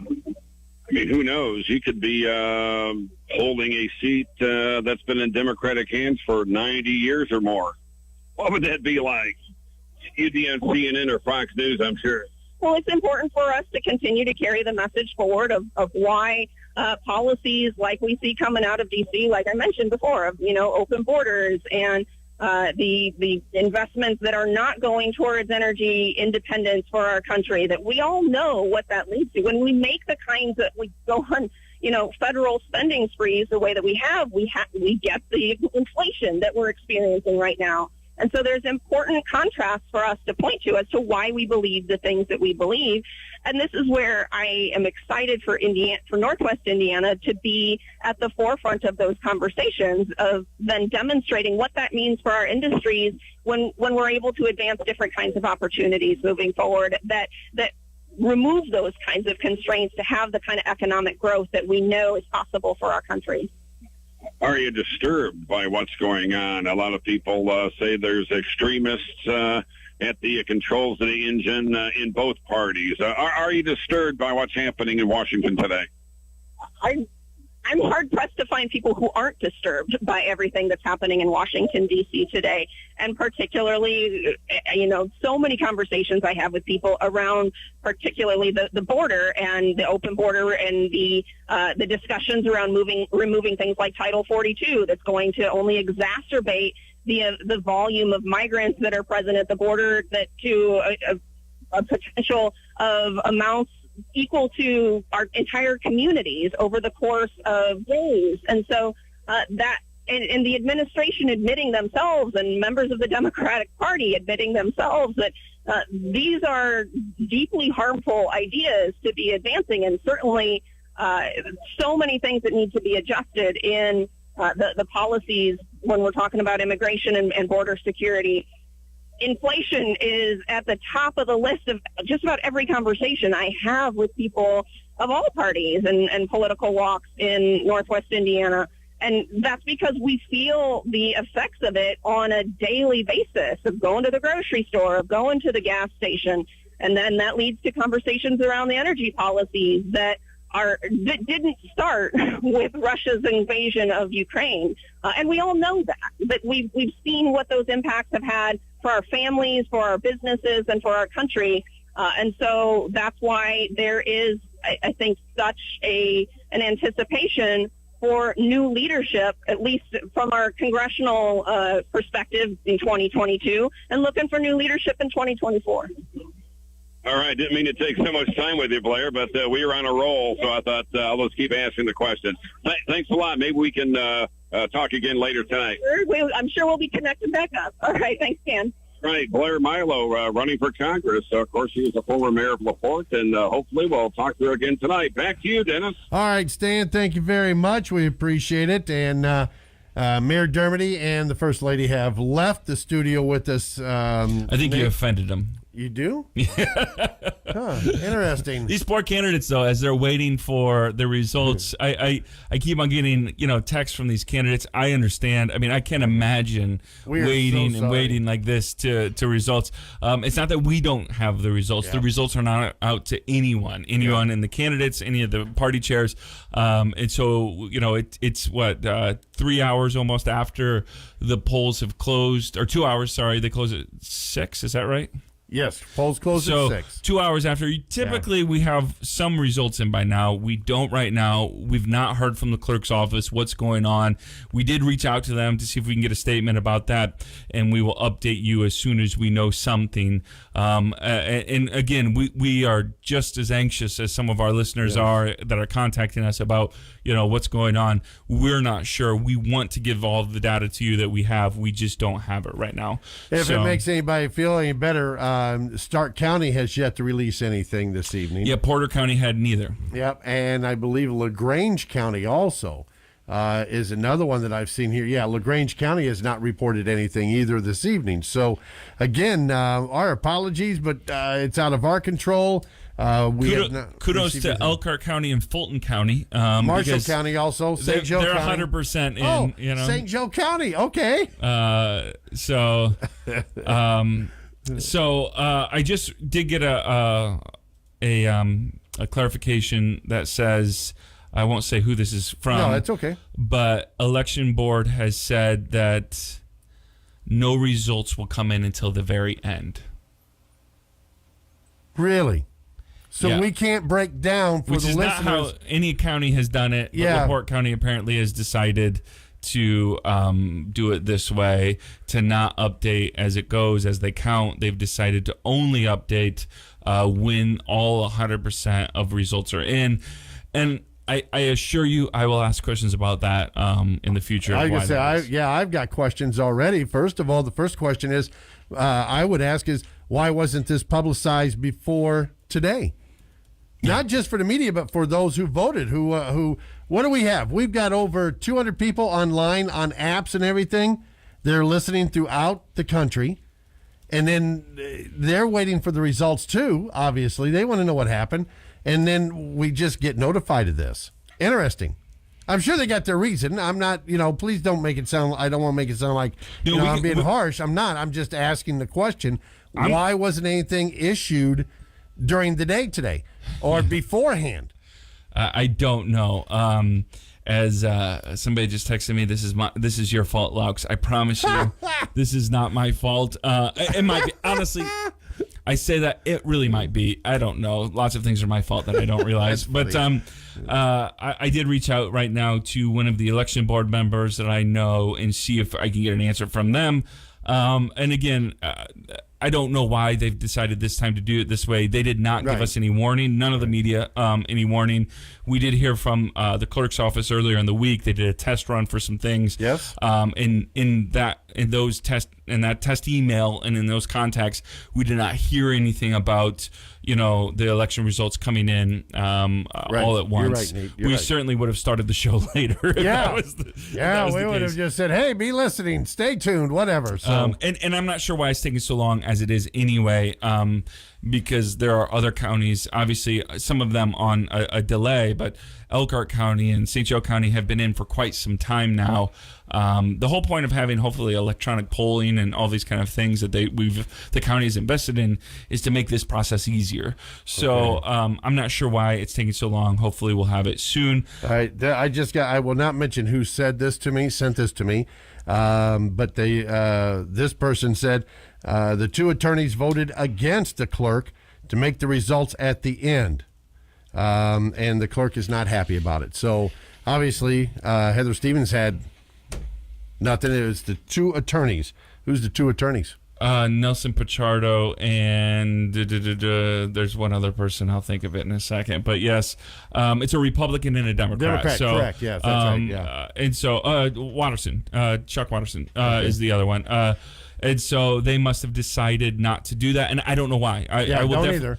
On Sound Off on Friday, I'll give you an update. I'll reach out to both of them and hopefully give you an update on why they decided that. We cannot see any other counties that have done that as we've been following election results in other counties. Because, again, some of these other counties have, different races that impact LaPorte, and some of them have released that information already. They could have also released maybe just in one, early, all the early voting to us. So at least we could have voted, or absentee at least voting. Reported on that. We've not received anything. We were not told that we would not receive anything, but we will give you all of the information as soon as we get it. I promise all of my friends that are texting me right now, mad at me because this is my fault somehow, we will give you all that information as soon as we get it. Because honestly, there are so many races that I'm excited to see the results for, because I don't know. The LaPorte County Democratic Sheriff race, I'm interested in that one. I don't know who's going to win that one. It's going to be close, I bet. The Republican for County Council District 1 between Justin Keel and Adam Carranca, that's going to be close. Yeah. And again, these poor candidates, they're really waiting. They've done all their work. They're waiting to hear as well. So okay. Well, I'll tell you what. Again, that's the word we're getting.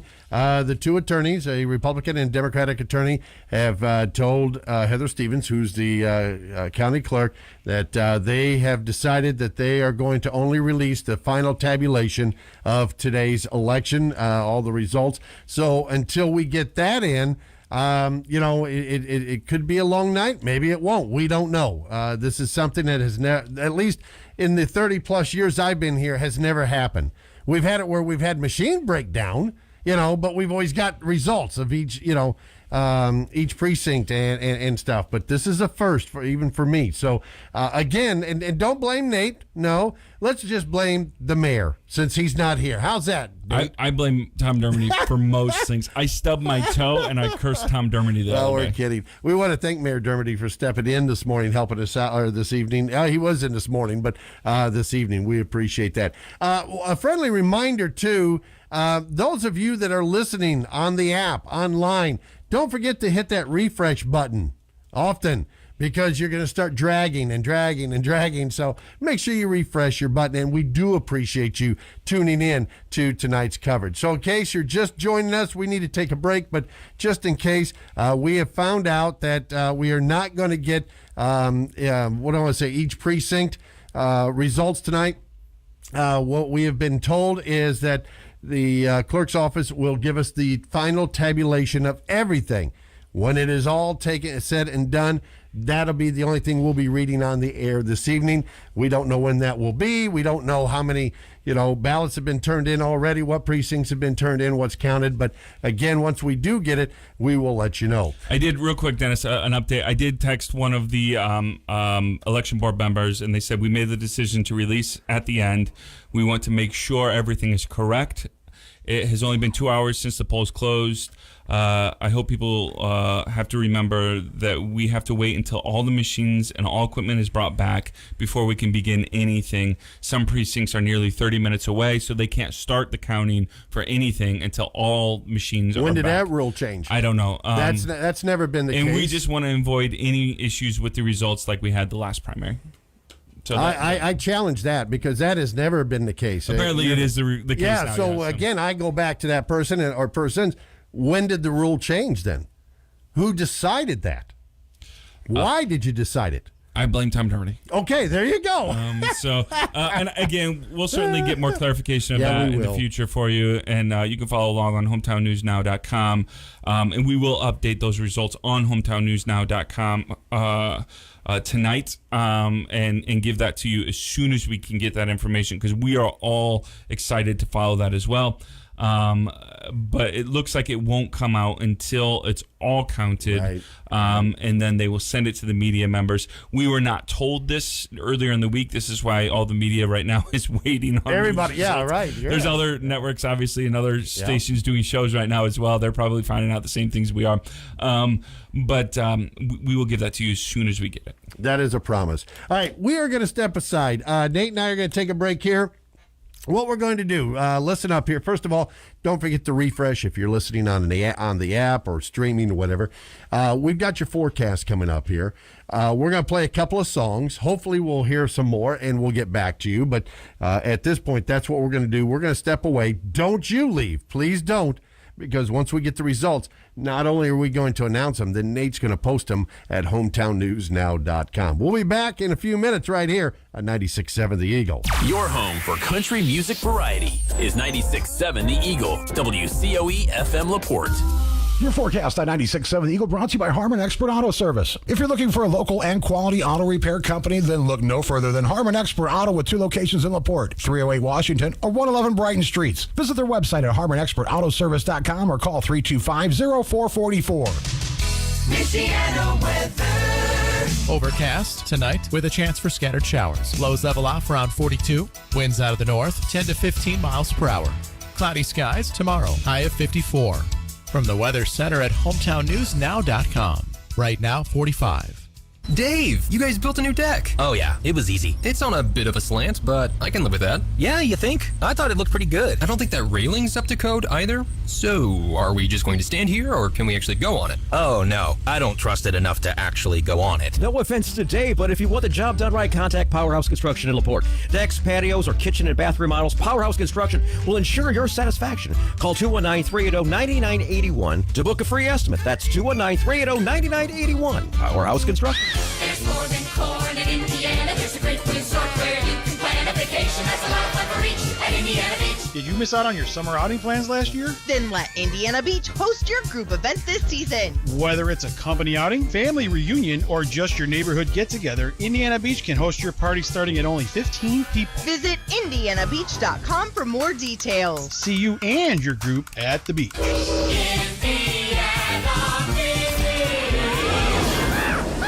Bernanke's Oak Valley Greenhouses is now open, located at 5656 South, 500 West in LaPorte. They are not your average big box store. They are a 4th-generation, family-owned and operated business. Come in and browse the bee-friendly selection of beautiful flowers, vegetable, and native plants. At Bernanke's Oak Valley Greenhouses, they specialize in custom-made planters and have a unique gift line. Bernanke's Oak Valley Greenhouses, located at 5656 South, 500 West in LaPorte, open daily 9 to 6. There's a lot of variety on the radio and at Domino's too. From pizzas and sandwiches to salads and pasta. Get a taste of variety when you place your order at your local Domino's in LaPorte or Michigan City. Order online, through the app, or call into your local Domino's store. And now with Domino's new car-side delivery, you can stay in your car when you place your carry-out order online at Domino's.com, and they'll carry your order to your car contact-free. Look for the 50% off car-side delivery deals at Domino's.com.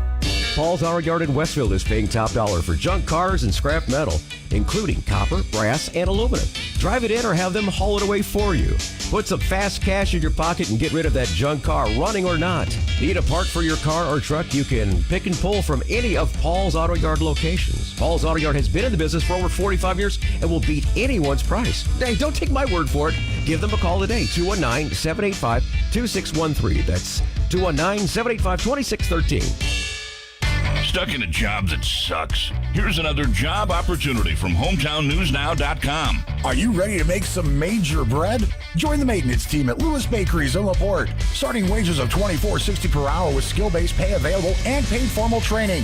Plus, earn excellent benefits and get every other weekend off. Apply in person at 800 Boyd Boulevard in LaPorte from 8 a.m. to 4 p.m. Monday through Friday. This has been a Jobs Spotlight Extra. Look under Hot Topics at HometownNewsNow.com for job details.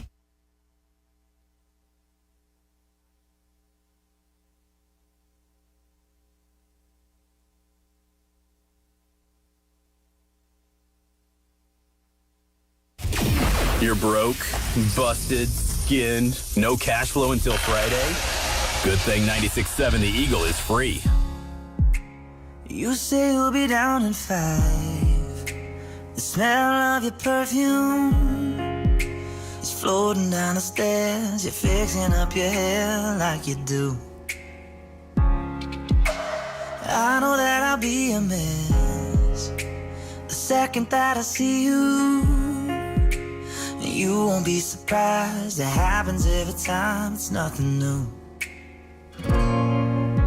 It's always on a night like tonight. I thank God you can read my mind. Cause when you look at me with those eyes, I'm speechless, staring at you standing there in that dress. What it's doing to me ain't a secret, cause watching you is all that I can do. And I'm speechless. You already know that you're my weakness. After all this time I'm just as nervous every time you walk into the room. I'm speechless.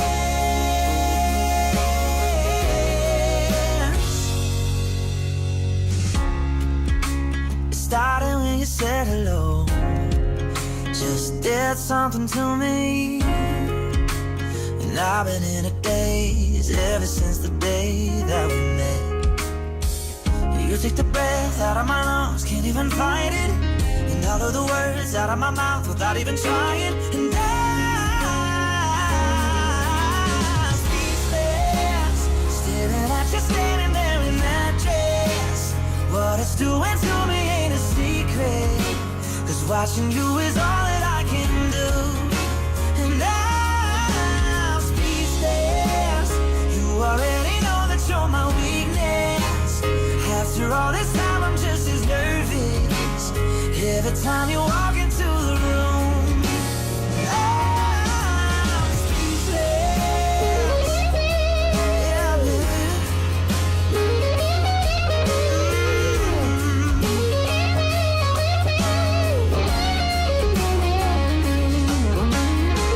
Yeah, it's always on a night like tonight. I thank God you can read my mind. Cause when you look at me with those eyes, I'm speechless. You're standing there in that dress. Girl, it ain't a secret, cause watching you is all that I can do. I'm speechless. You already know that you're my weakness. After all this time I'm just as nervous every time you walk into the room. I'm speechless.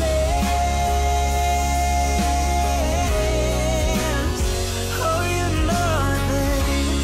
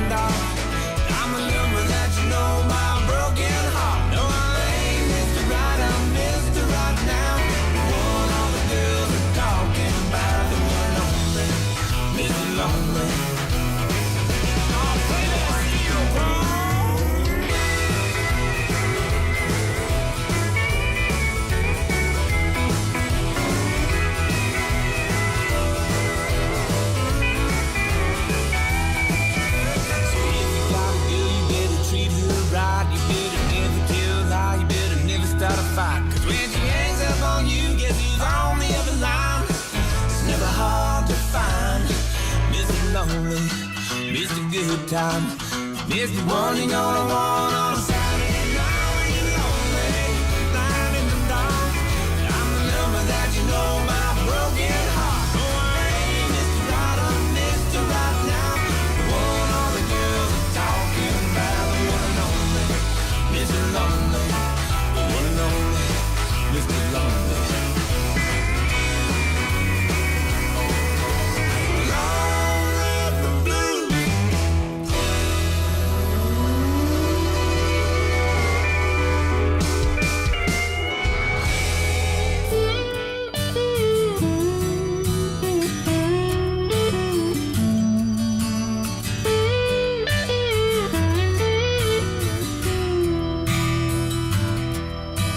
Wake up in the morning, get to living my life, making sure I'm all that I can be. Went to church on Sunday, there was a moment that came. I swear it was like the Lord spoke right to me. So now I'm slowing it down and I'm looking around and I'm loving this town and I'm doing alright. Ain't worried about nothing except for the man I wanna be. I'm thinking maybe it's time to be living around when I'm singing a song about nothing but right. And it sure be nice if you would roll with me.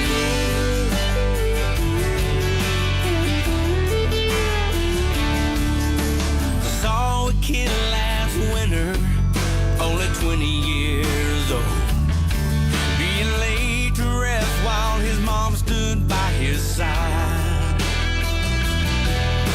It sure was hard to watch those tears roll down her face. Made me think how we all just have our time. So now I'm slowing it down and I'm looking around and I'm loving this town and I'm doing alright. Ain't worried about nothing except for the man I wanna be. I'm thinking maybe it's time to be living the rhyme when I'm singing a song about nothing but right. And it sure be nice if you would roll with me.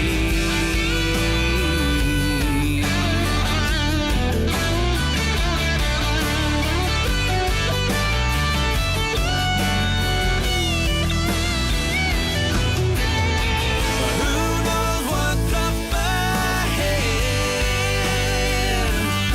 I think I'd rather not know instead.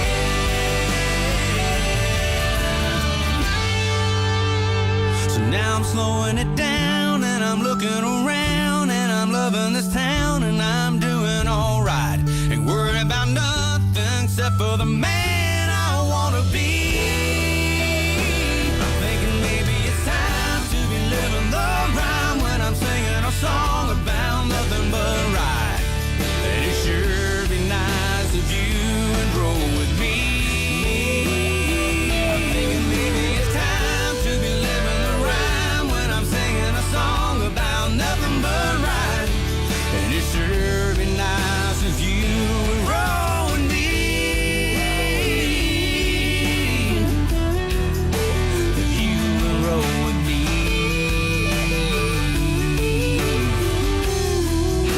If you would roll with me. Wake up in the morning and get to living my life.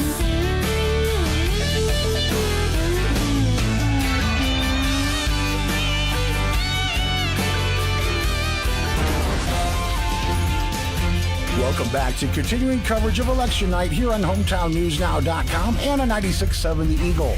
Here's your host, Dennis Siddall. And welcome back, everyone. As we continue to await what's going to be the final tally, the final results this evening. Nate, Let's. By the way, Nate Loucks is in the studio with me this evening. Stan Maddux is out at the Civic Auditorium. We're going to go to Stan. He's on hold, but update the listeners what's going on. So, yeah, we are trying to find out all of the information for all of our listeners. It looks like, I have not dug into it yet, but it looks like we've got some information coming in from Porter County now, so we'll get some of the races that touch LaPorte County. There's a state Senate race and everything that borders Porter County. We've got some results coming in from Stark County, but we do not have results from LaPorte County yet. Hopefully we'll get it soon. The election board has decided not to release any results until all of them are counted. And they said, we don't even start counting until about a half hour, a little bit more after they receive it, because they wait until all the machines are into the county before making any counts. Now, we did not know that. They had not told us that. That was not the plan that we had heard. So we hopefully, and we've also not been told how much longer they expect it to be. Correct. That is correct. Yes. We want to give you the results. We're dying to know the results as well. Yeah. So, but we do have Stan out getting some interviews with the poor candidate. I mean, honestly, candidates, my heart's break for you. Hopefully you'll know too soon. That's right. So, speaking of Stan, let's go to line 1 on the Liquor Vault on Air line. And Stan Maddux, who's out to Civic Auditorium. Stan? Well, that's right, Dennis. We're at the Civic Auditorium. Large gathering here. A lot of people are talking amongst each other, enjoying a lot of delicious food. Let me tell you that, Dennis. You ought to be here. You'd be having just as much of a good time as I am right now. But right now, beside me is former LaPorte Mayor Lee Morris. And, Lee, any thoughts on the primary night tonight in terms of all the contested races countywide on the Republican ticket? That's kind of unusual, isn't it? It's unusual, and it's a positive, I think. There's a lot of anticipation tonight because obviously we're delayed in getting the results. But I really think this is an exciting evening. I'm hoping that the results will be coming in soon so that we could really begin some celebrations. A little different night.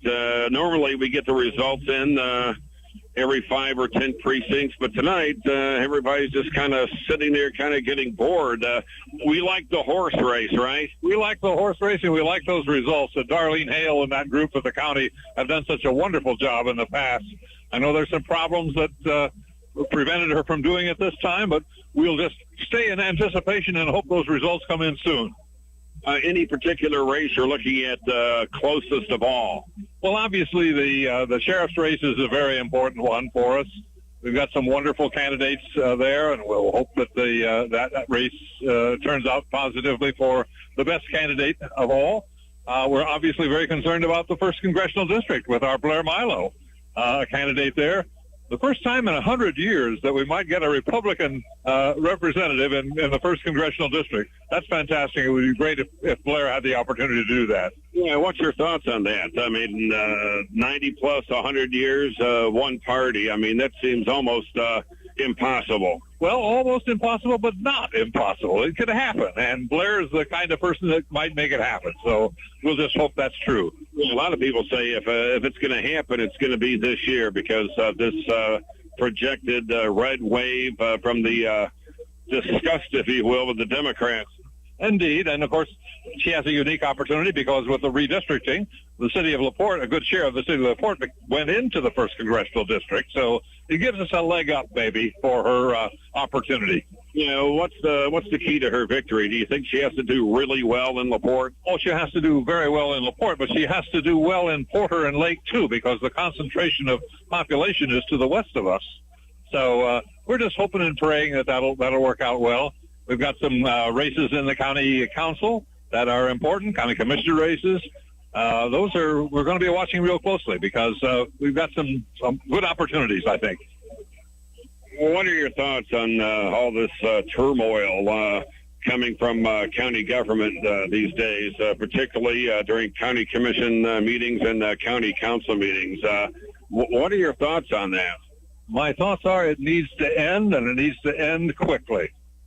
I have a lot of respect for many of the people involved in our county government. We got some wonderful people in county offices, and we've just got to find a way to end this nonsense which is going on in county government. I'm a great advocate for economic development in this area.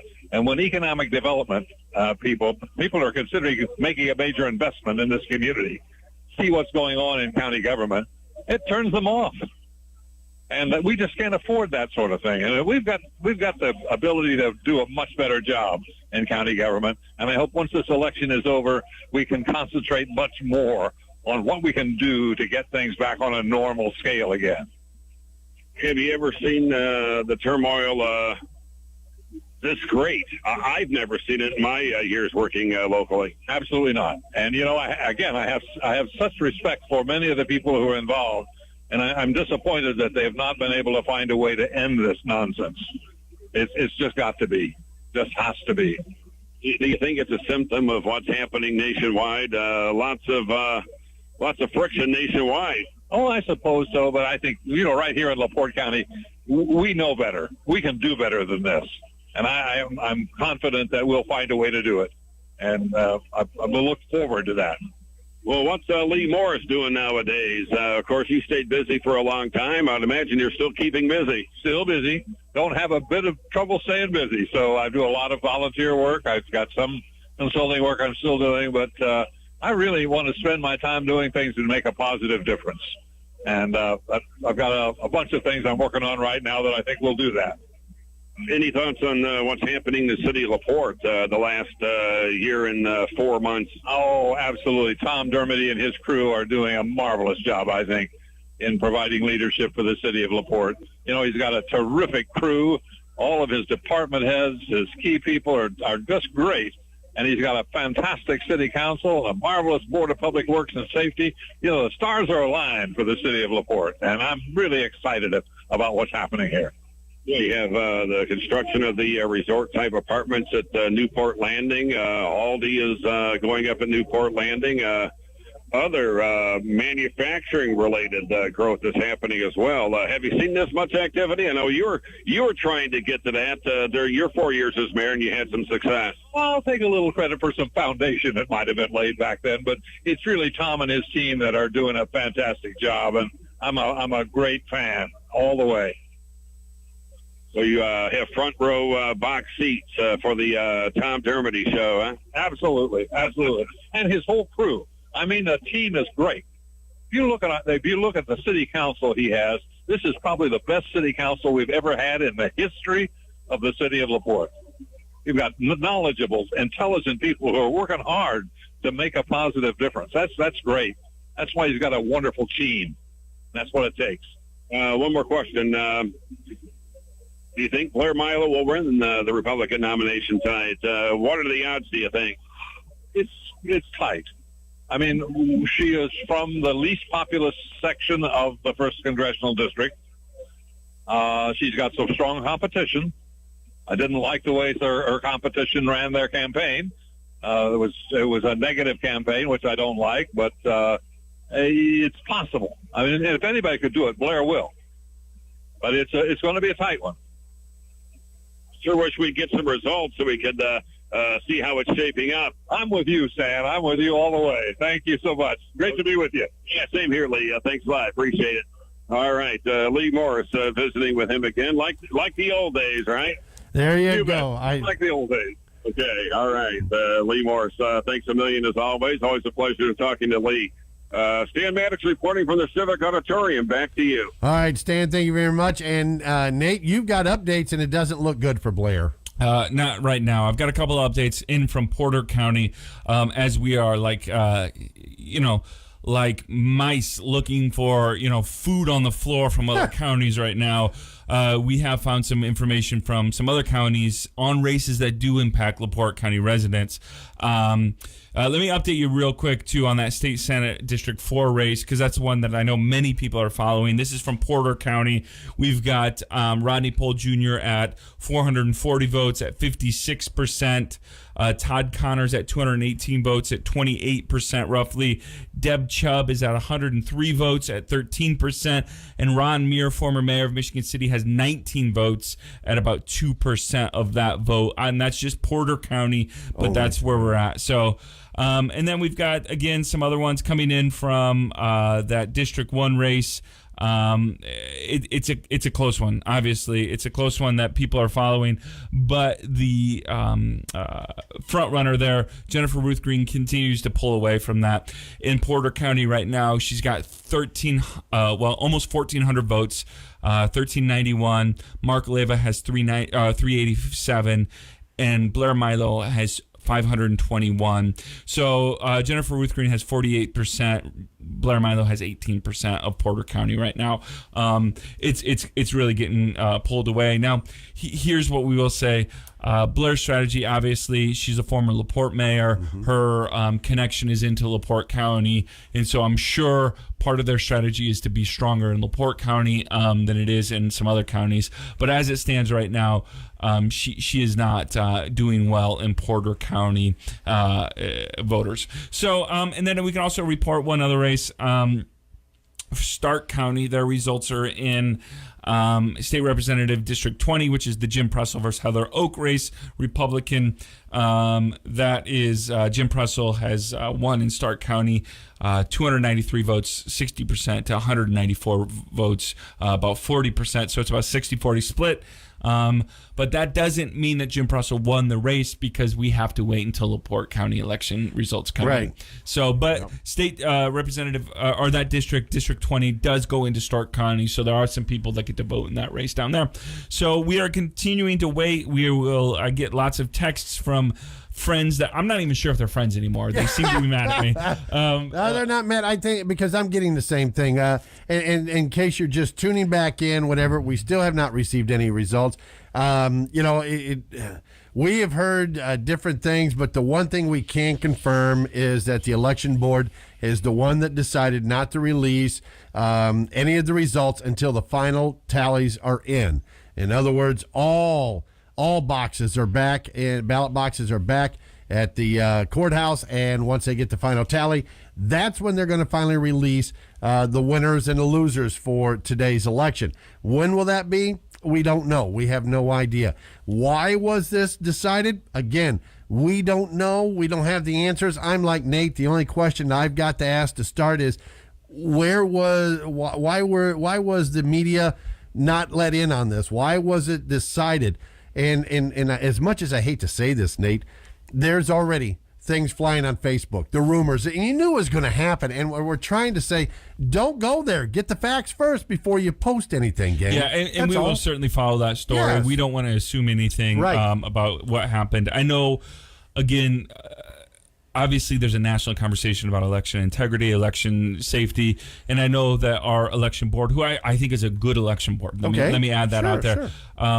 I think they've tried to do everything. I think they're being very cautious right now. I think it would have been helpful to let us know some of these things beforehand. Well, not just the media. I said the media, also the public. Yep. Let the public know. Get it to us. We'll let people out and get the word out and let people know. Some more results are coming in here from Lake County in that U.S. Representative District 1 race. Jennifer Ruth Green, again, 1,800 votes at 49%, carrying it away over there. Blair Milo at 709 votes at about 19%. Next is Mark Leyva at 610 votes at about 16.5%. And then everyone else is under 10%. It's looking less and less likely that Blair Milo is going to win this race. I don't have the ability. I'm not Steve Karnacki. I can't call races, but it does look more and more likely that Blair Milo will not win that District 1 race for the Republican. In every poll or in every results we've seen so far from all the counties, Jennifer Ruth Green is winning it almost by, she's almost got 50% or greater. Unfortunately for Blair. And unfortunately for Blair, too, there's a lot of candidates there. And there were. There's a lot of Mark Leyva, who seems to be a serial candidate. But he seems to get, again, 15 to 20% of the vote somehow, and that's what happened. And so when you split the vote when different other candidates, they might take from you might take from them, but it's looking more and more likely that Jennifer Ruth Green will very much likely win that race.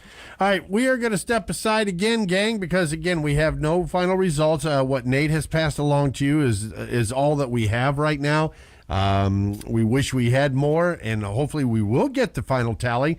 Of course, the polls closed 2.5 hours ago at 6 p.m., and the clerk's office and the election board, they're all waiting to get all the ballot boxes back so they can tally up the votes. And once they get that all done, that's how we're going to receive it. Again, we are only going to hear the final results, nothing else. And once we get those, I promise you, we'll get them on the air here this evening. Coming up here, we do have a look at your forecast. We'll check in with Stan Maddux later on. He's down at the Civic Auditorium with the Republican headquarters. I'm a little jealous he's eating. Yeah. He's eating right now. Yeah. I've run out of food and drink. He's probably sitting at the same table as Mayor Dermody, former Mayor Lee Morris, former Mayor Blair Miley. He's probably enjoying himself. Just living it up with all the food. Yeah. Mayor Dermody said the food's really good. Yeah, he did. I'm a little jealous right now. You know what I got right now, Dennis? That you could see me eating breath mints. That's all it is. That's all I got right now. And I've got like 4 left that I'm holding on to because we could be going all night. I don't know. That's so right. I got to hold on to these important 4 breath mints left just in case I get hungry. So. All right, stick around, gang. We'll be back. Like I said, coming up here, we got to look at your forecast, take care of some business, and hopefully we'll have some results for you right here on 96.7 The Eagle. ABC News Now, I'm Andy Field. From Los Angeles to Chicago, and from New York to Washington, D.C. Abortion rights supporters and opponents making their voices heard, responding to the leaked draft opinion indicating the Supreme Court's conservative majority is poised to overturn Roe v. Wade. When you have a leak like this, you have to wonder whether or not someone inside wanted to make a statement. Whether you're on one side or the other, it really doesn't matter. It's a statement being made that maybe we ought to get the public together, maybe we ought to get voters together, and that really should not be happening at the Supreme Court. Host and legal analyst Terry Austin. Ohio Governor Kevin Stitt signing a Texas-style abortion ban after about 6 weeks of pregnancy. Russian forces now storming that steel mill that's holding the last few resistance fighters in Mariupol, Ukraine. Ohio Republicans today voting in one of the most closely watched Senate primaries in the U.S. This is ABC News. Hi, my name's Kevin. I'm active duty, so I'm figuring out my options while I'm stationed here. Hey, Kevin. Navy Federal Credit Union is celebrating Military Appreciation Month, so you called the right place. Guess you could say it's like a match made for Kevin. Get it? Very good. At Navy Federal, our mission has been to help the military community for over 85 years. During Military Appreciation Month, we're celebrating the commitment that connects us. Learn more at NavyFederal.org/celebrate. Navy Federal Credit Union. Our members are the mission. Insured by NCUA. Ben Conowitz here, owner of LaPorte Seamless Gutter. My parents started LaPorte Seamless Gutter in 1982 with one goal in mind, really. Our customers' 100% satisfaction. And we are still providing the same customer service that Tim and Seal Conowitz started all those years ago. Give us a call today for a free estimate at 219-362-9972, or you can visit us on the web, www.lpseamless.com. 219-362-9972. With new models and even newer deals, it's time to car shop someplace different. And that place is Michigan City Kia. Come check out our new 2022 Kia lineup, including sedans, SUVs, crossovers, hybrids, and electric models. From gas sippers to family haulers and everything in between, there's a Kia vehicle to fit every budget and lifestyle. Come in for a test drive and check out Michigan City Kia today. Or visit MichiganCityKia.com, now part of the Bob Lacurcio Auto Group. You don't like buying a car this way. Nothing says spring better than a visit to Smalls Garden Center in Stoneyard. Smalls has the area's largest selection of plants, trees, shrubs, evergreens, perennials, and it's all 30% off now at Smalls. And choose from over 60 varieties of fruit trees, raspberry and blueberry bushes. 30% off. Want someone else to do the work for you? No problem. Simply ask Smalls to deliver and plant your purchase. It's all at Smalls Garden Center in Stoneyard. When it's time to make improvements on your outdoor space, think Smalls Garden Center in Stoneyard.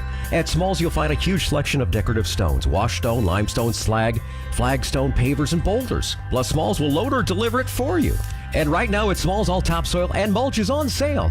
Call or stop by for prices. Shop Smalls' new selection of outdoor products for outdoor living, patio and garden area, and save on outdoor decor items. Now 30% off at Smalls. Smalls Garden Center in Stoneyard, US 20 in LaPorte, open Monday through Saturday, 8 until 5, and Sunday, 10 until 4. Your hometown credit union. People helping people.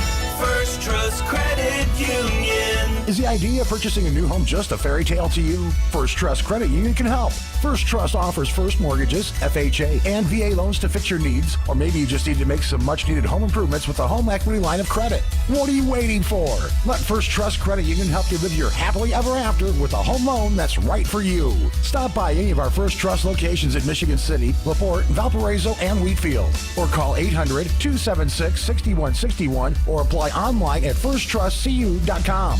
First Trust Credit Union is an equal housing opportunity lender. NMLS number 399279. Mortgage loans are provided by First Trust and by a partnership with Servron Mortgage, an affiliate of Servron Incorporated. NMLS number 1037. Loans subject to credit approval with rates based on consumer credit scoring system. Your hometown credit union. People helping people. First Trust Credit Union. Michiana weather. Slight chance for scattered rain showers overnight, otherwise cloudy skies. Lows around 42, north winds 10 to 15 miles per hour. Overcast skies tomorrow, 54. From the Weather Center at HometownNewsNow.com.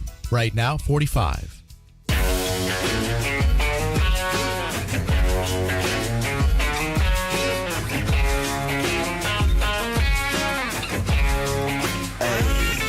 My girl is banging, she's solo maintenance. Don't need no champagne, poppin' entertainment. Take her to Wendy's, can't keep her off me. She wanna dip me like them fries in a Frosty. But every now and then when I get paid, I gotta spoil my baby with an upgrade. Hey, hey, hey. Yeah, we fancy like Applebee's on a date night. Got that Bourbon Street steak with the Oreo shake and some whipped cream on the top two. 2 straws, 1 check, girl, I got you. Bougie like Natty in the styrofoam. Squeaking in the truck bed all the way home. Some Alabama jammer, she my Dixieland delight. That's how we do, fancy like. Fancy like, fancy like, fancy like. Don't need no Tesla to impress her. My girl is happy, rolling on a Vespa. Don't need no mansion to get romance. She's super fine, double wide, slow dancing. But every now and then when I get paid, I gotta spoil my baby with an upgrade. Hey, hey, hey. Yeah, we fancy like Applebee's on a date night.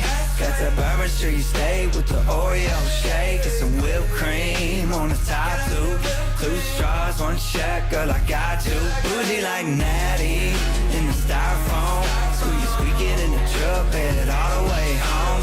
Alabama jammer, she my Dixieland delight. That's how we do, fancy like my new clean blue jeans without the holes in them. Country kisses on my lips without the skull in them.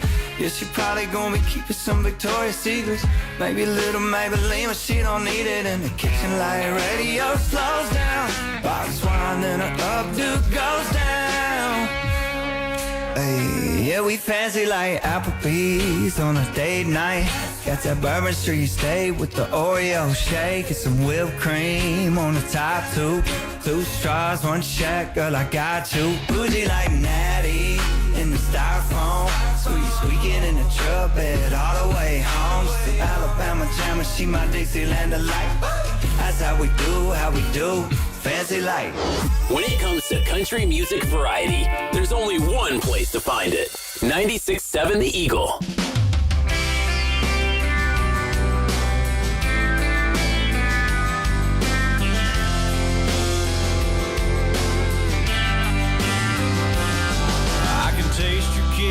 On my lips and I'm wrapped around your fingertips as I watch the moonlight dancing on your skin. Your green eyes and the sweet red wine go to my head, girl, every time, and I get drunk on you. I lose control and then here I go again, falling for you even though I know you're only playing with my heart. Tomorrow might be hell, but a night or two of loving you is better than never at all. And I can't help myself,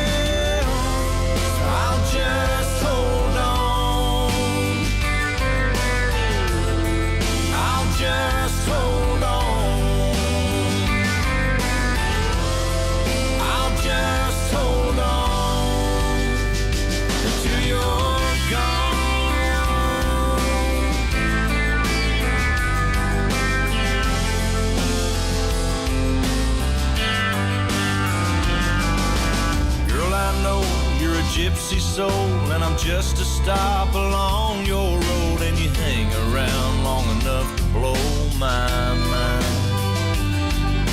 If I had a star for every scar you tattooed on my heart, I could fill up the Oklahoma sky.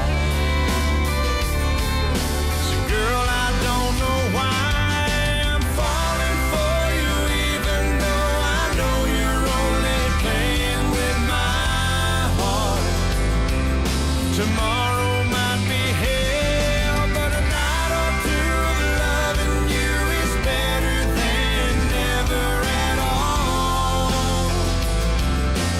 I can't help myself, so I'll just hold on.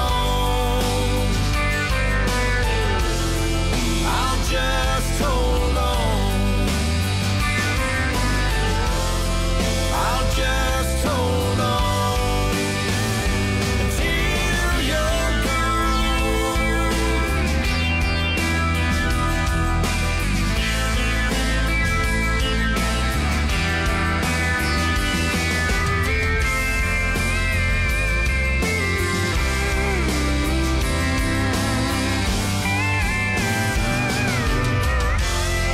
I'll just hold on. I'll just hold on. I'll just hold on until you're gone. My cell phone rang and I see your name, and I know what that means, but I don't care. I'll just hold on till you're gone. Every time you leave, I take it hard. Seeing you go just breaks my heart, but I don't care. I'll just hold on till you're gone. Your green eyes and the sweet red wine go to my head, girl, every time, but I don't care. I'll just hold on till you're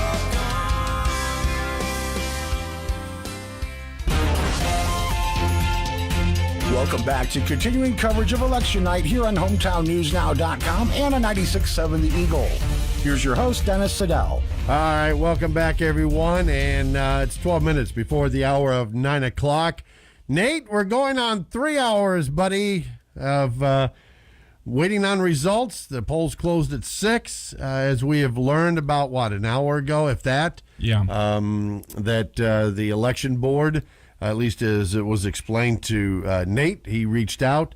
The election board decided not to release any of the results until the final tally comes in. And once that happens, then the clerk's office will release everything as far as the final results. And we haven't heard anything about that, or haven't seen anything, excuse me. So that's what's happening. That's why we're going back and forth as far as music talk right now, because, well, we just don't have anything.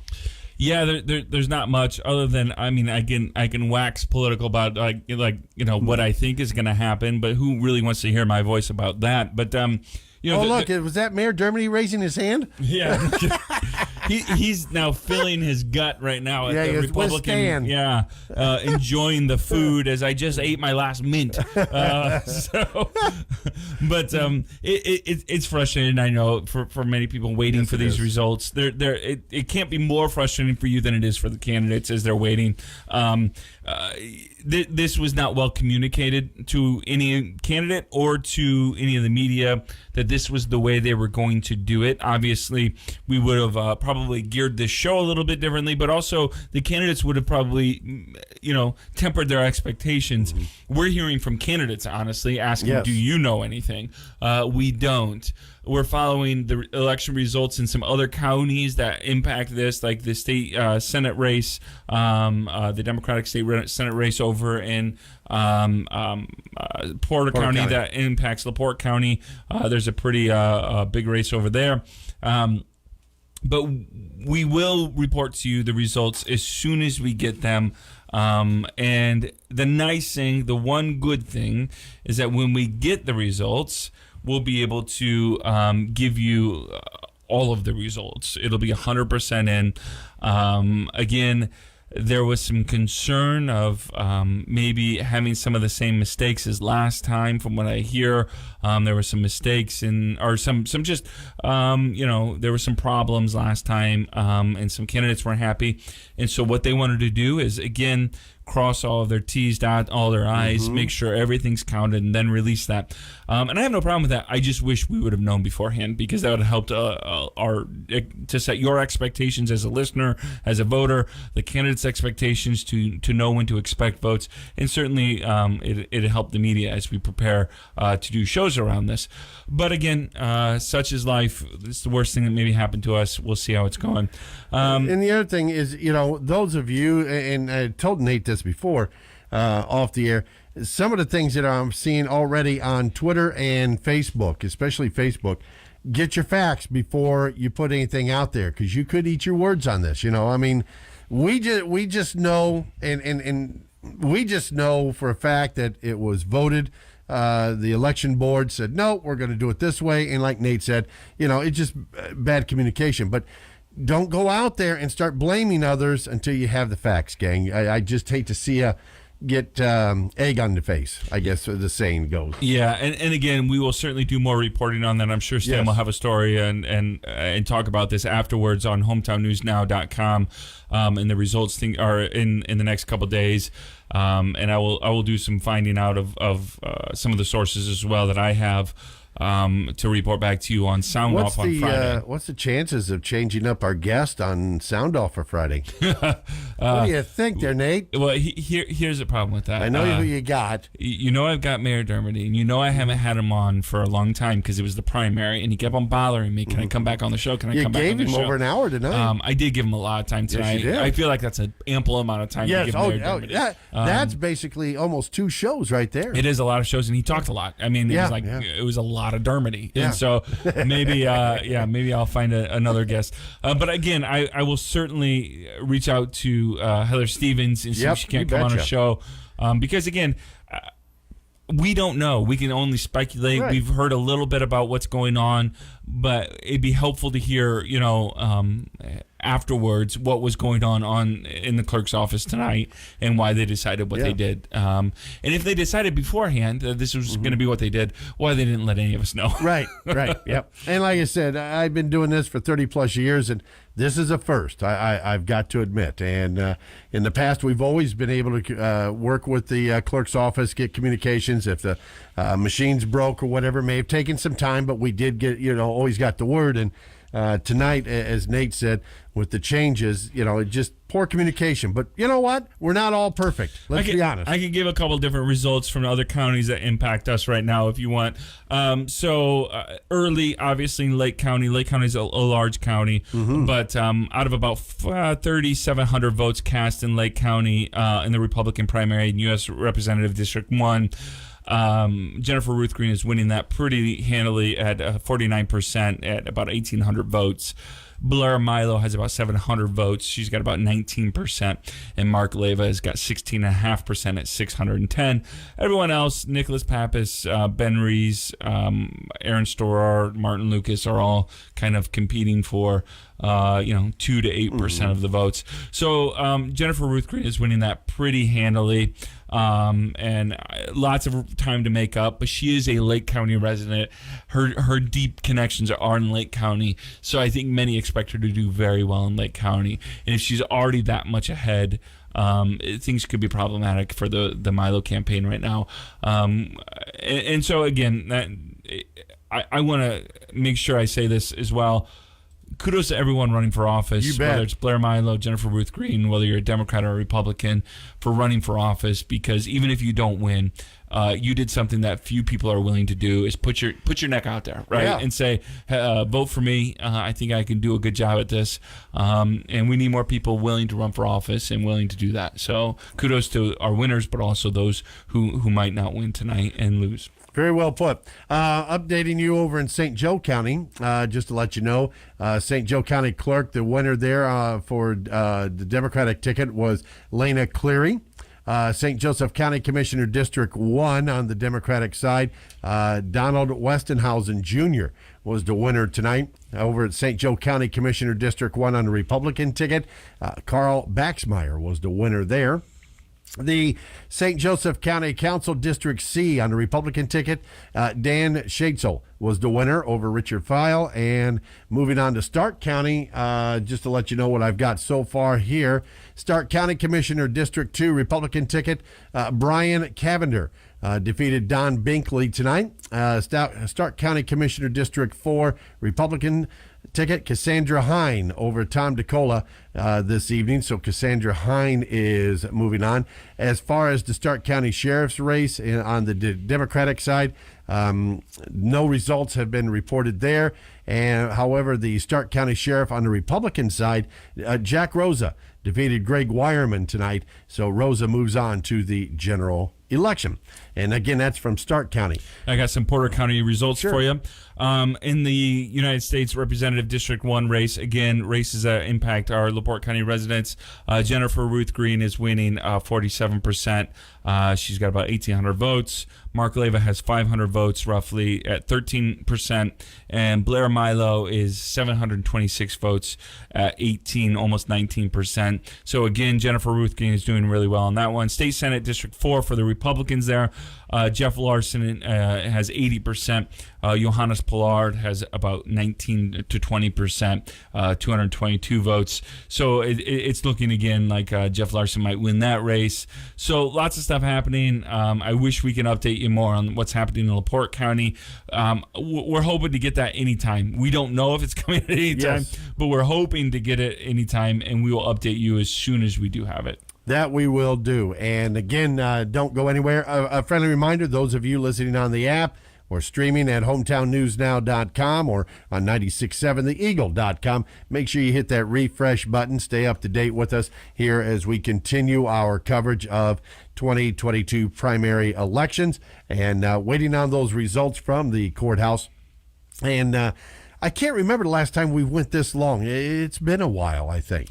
Yeah, I don't either. It's one thing to release them all at once, but we're 3 hours afterwards now. Yeah. I understand. I don't know if we're just they're digital, so we're not hand counting. I don't know what it is, but again, it's one of the questions I think we can ask. Hopefully, Heather Stevens when we get a chance to talk to her again about kind of what the process is. Why it takes so long. There are results coming in from other counties, much larger counties as well. And so, again, that's why I said nobody's perfect. I don't know how it works. I'm not trying to say how to do the job. It just, like I said, I think the communication gap hurt us tonight. That's all. Otherwise, we're here until we get the results, Nate. Yeah, welcome to my world of 30 plus years. If you're frustrated, join the team. There's a lot of listeners and people that are commenting and sending us messages as if we're holding back information. I promise you we're not. No, candidates, not at all. Again, not at all. Texting and contacting me about what do you know? I don't know anything. I promise you. Nate may be joining Joe and I for the morning show. Yeah, we're going, right? We're going to keep going. But hopefully we'll know something soon and we can give you all that data as soon as we get it. And once we do, honest, my friends, we will get it to you. I promise you that, because as Nate said, we're not holding anything back. As a matter of fact, believe me, when I say we would like to go home, and my day starts very early, and I know some of you start your day early as well. So hopefully we'll hear something, and once we do, we will pass it along to you. All right, we're approaching, what are we approaching? 9 p.m. already. Wow, we've got 43 degrees here in downtown LaPorte. And don't forget, tomorrow morning for the Morning Mayhem, join Joe Happel, Stan Maddux, Phil Spivak in for vacation, Wayne Mahar, and yours truly, me, Dennis Siddall, for the Morning Mayhem. I'll start things off at 5 a.m., maybe a little droggy, but I'll start off at 5 a.m., and the rest of the gang will join me starting at 6. We got Denny's Diner at 6:55. Tomorrow morning, and we're giving away a $20 gift card to the Burger Bar and Grill. So make sure you tune in for Denny's Diner, like I said, starting at 6:55 tomorrow morning. All right, again, if we get any updates, anything soon, we will come back.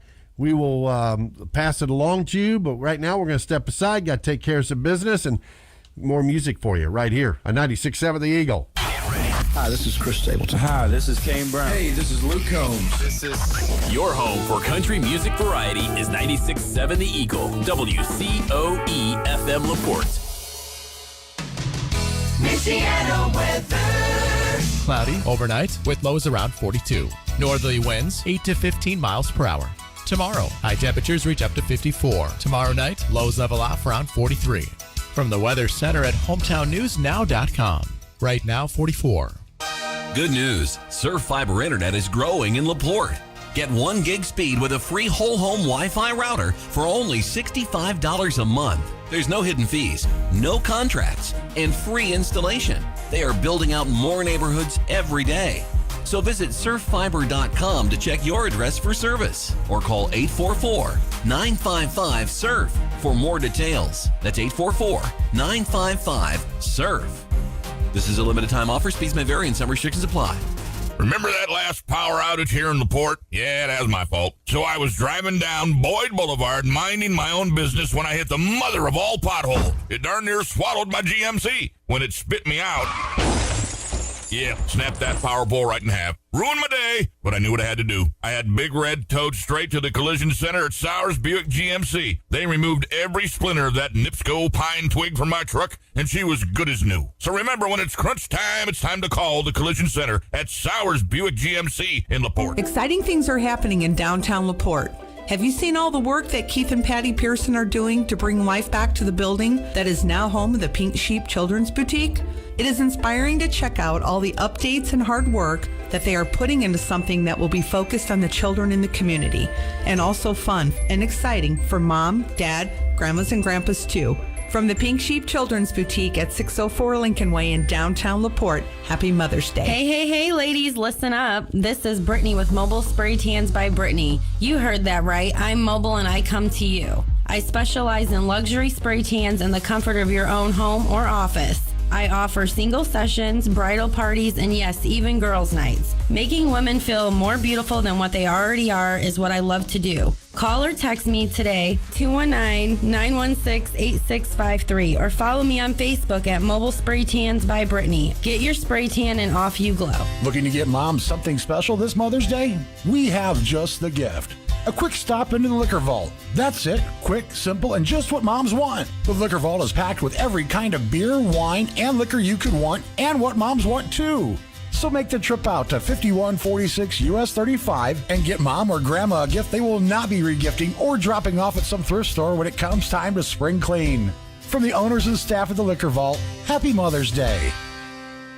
There are 2.1 million Americans with opioid use disorder, and only 20% of those receive specialty addiction treatment. North Shore Health Center offers hope through substance abuse treatments and group sessions that are available right here in LaPorte. If you or a loved one is struggling with addiction, don't wait. Call today, 888-822-2402. North Shore Health Center has moved to 508 Legacy Plaza, just off Monroe Street. Stop by or call 888-822-2402 or visit northshorehealth.org. The best thing between your car's front seats. 96.7 The Eagle.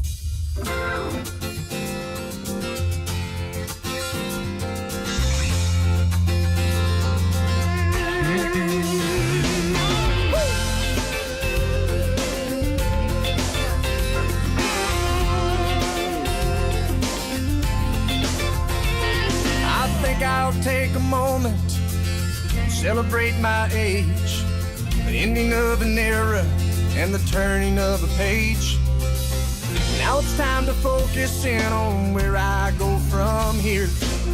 Lord, have mercy on my next 30 years.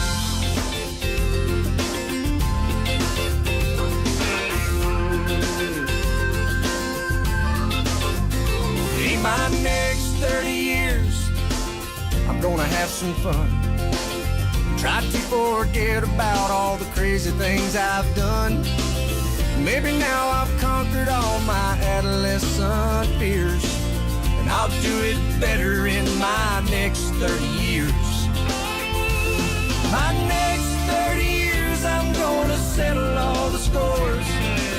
Cry a little less, laugh a little more. Find a world of happiness without the hate and fear. Figure out just what I'm doing my next 30 years. Here we go.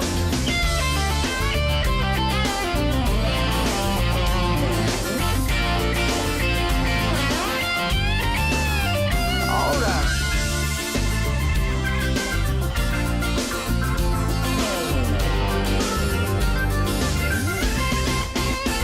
Oh, my next 30 years, I'm gonna watch my weight, eat a few more salads, and not stay up so late. Drink a little lemonade and not so many beers. Maybe I'll remember my next 30 years. My next 30 years will be the best years of my life. Raise a little family and hang out with my wife. Spend precious moments with the ones that I hold dear.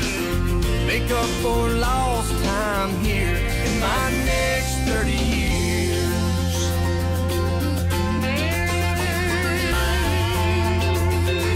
In my next 30 years. Oh, no.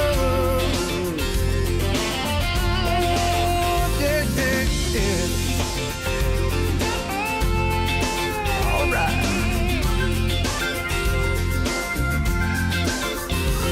Oh, here we go, boys.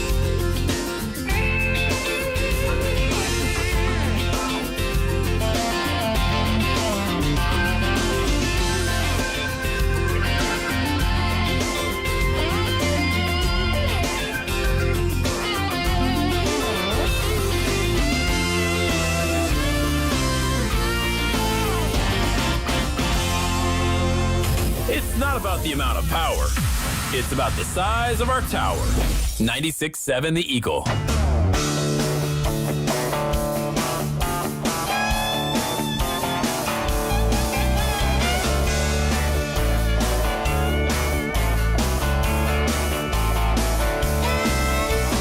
Can't concentrate on the preacher preaching. My attention span done turned on. I'm honed in on that angel singing up there in the choir loft. She's got her daddy's money, her mama's good looks, more laughs than a stack of comic books. A wild imagination, a college education, add it all up, it's a deadly combination. She's a good bass fisher, a dynamite kisser, country as a turnip green. She's got her daddy's money, her mama's good looks, and look who's looking at me.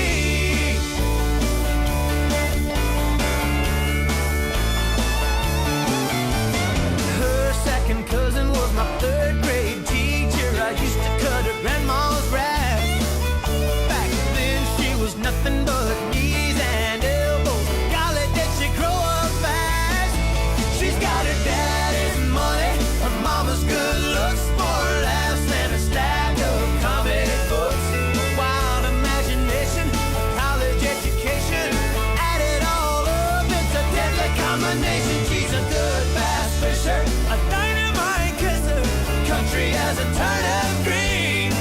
She's got her daddy's money, her mama's good looks, and look who's looking at me.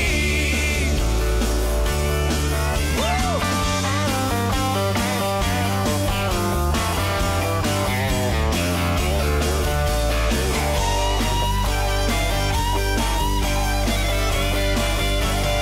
Lord, if you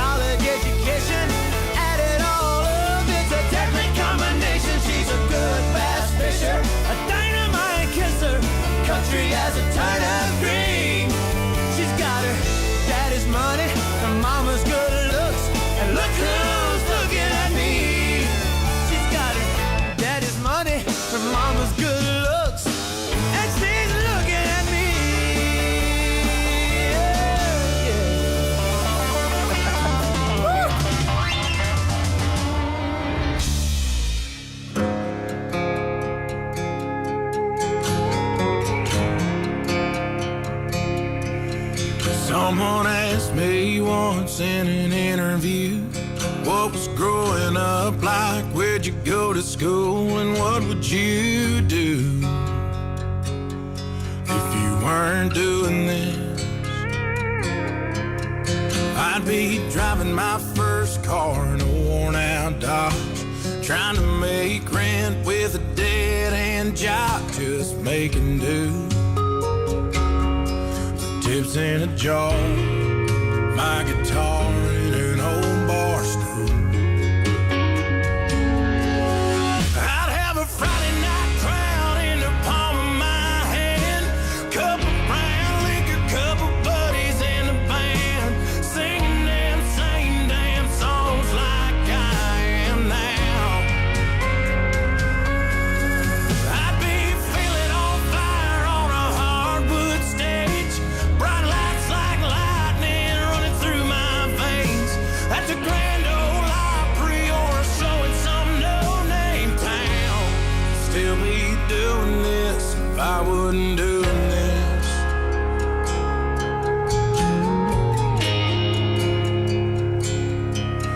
I'd still be the same guy they knew back in the day, who was burning CDs just to give away, paying his dues.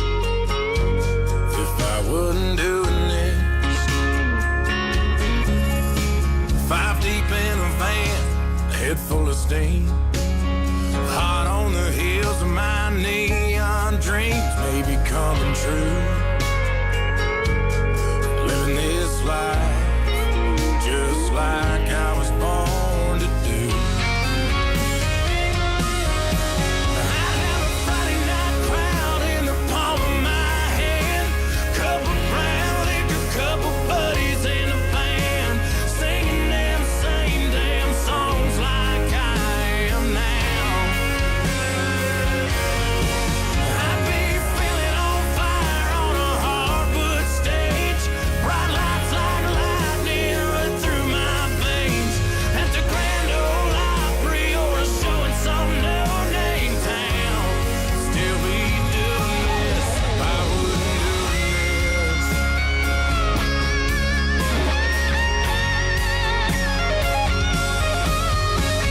It ain't about the fame, it ain't about the fortune, it ain't about the name, it ain't about the glory. I guess I'm saying it's always been A-bound. Having a Friday night crowd in the palm of my hand, cup of brown liquor, couple buddies in the band, singing them same damn songs like I am now. I'd be feeling on fire on a hardwood stage, bright lights like lightning run through my veins, at the Grand Ole Opry or a show in some no-name town. Still be doing this if I wasn't doing this.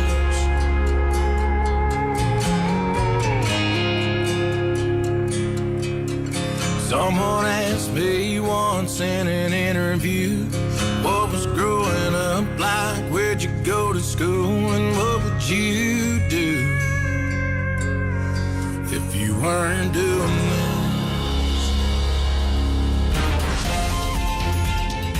Welcome back to continuing coverage of election night here on HometownNewsNow.com and on 96.7 The Eagle.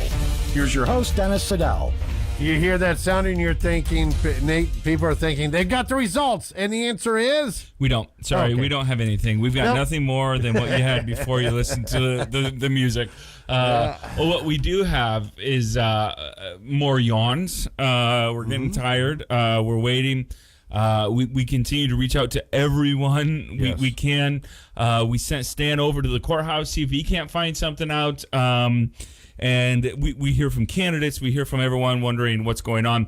And again, as Dennis has said, I think eloquently about this, we don't know. We truly don't know. There could have been good reasons, could have been bad reasons. The one thing that we wish that the clerk's office or the election board would have done is just done a better job communicating so that we can communicate with you, the listeners and voters, and candidates, quite frankly, about what to expect. Because again, this is the primary. Not that this isn't important. It's a very important primary, but we certainly need to fix this before the general election. Yeah, exactly.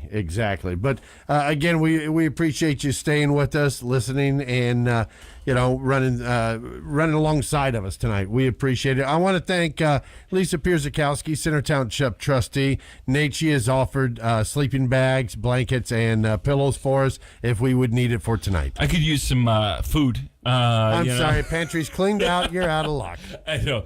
I didn't bring enough snacks. I brought enough snacks for a 2-hour show, not a 4-hour show. Yeah, So, I'm with you. And you know me, I get angry. I get hangry pretty soon. Let's see. Soon, I sound nice right now. Give me another hour, and I'm going to start naming names, and being Right. upset. Yep. But maybe Stan will bring us a doggy bag from the Republican headquarters. I will tonight. bet you good money he won't. Oh, okay. Sorry. We do have some. We did hear though that Blair Milo did concede the race to Yes. Jennifer Ruth Green. Jennifer Yes. Ruth Green will win that, and she will go on to take on the incumbent there in that race, Frank Mervan. And that'll be a great race. It's a district that Democrats have won for 90 to 100 years. It's a strong union type, moderate Democrat district that the Republicans think they can potentially win here. In the state of Indiana, only 2 districts are Democrat districts. Most are Republicans. There's a district in Indianapolis and then a district here in the region that is Democratic. And so we'll see. It'll certainly be a race to follow, and Jennifer Ruth Green will be the candidate that will face the incumbent Frank Mervan for that congressional seat there. If you're tuning in, yes, you are listening to the 2022 primary election results. Unfortunately, we have none to give back to you. We have learned late this evening.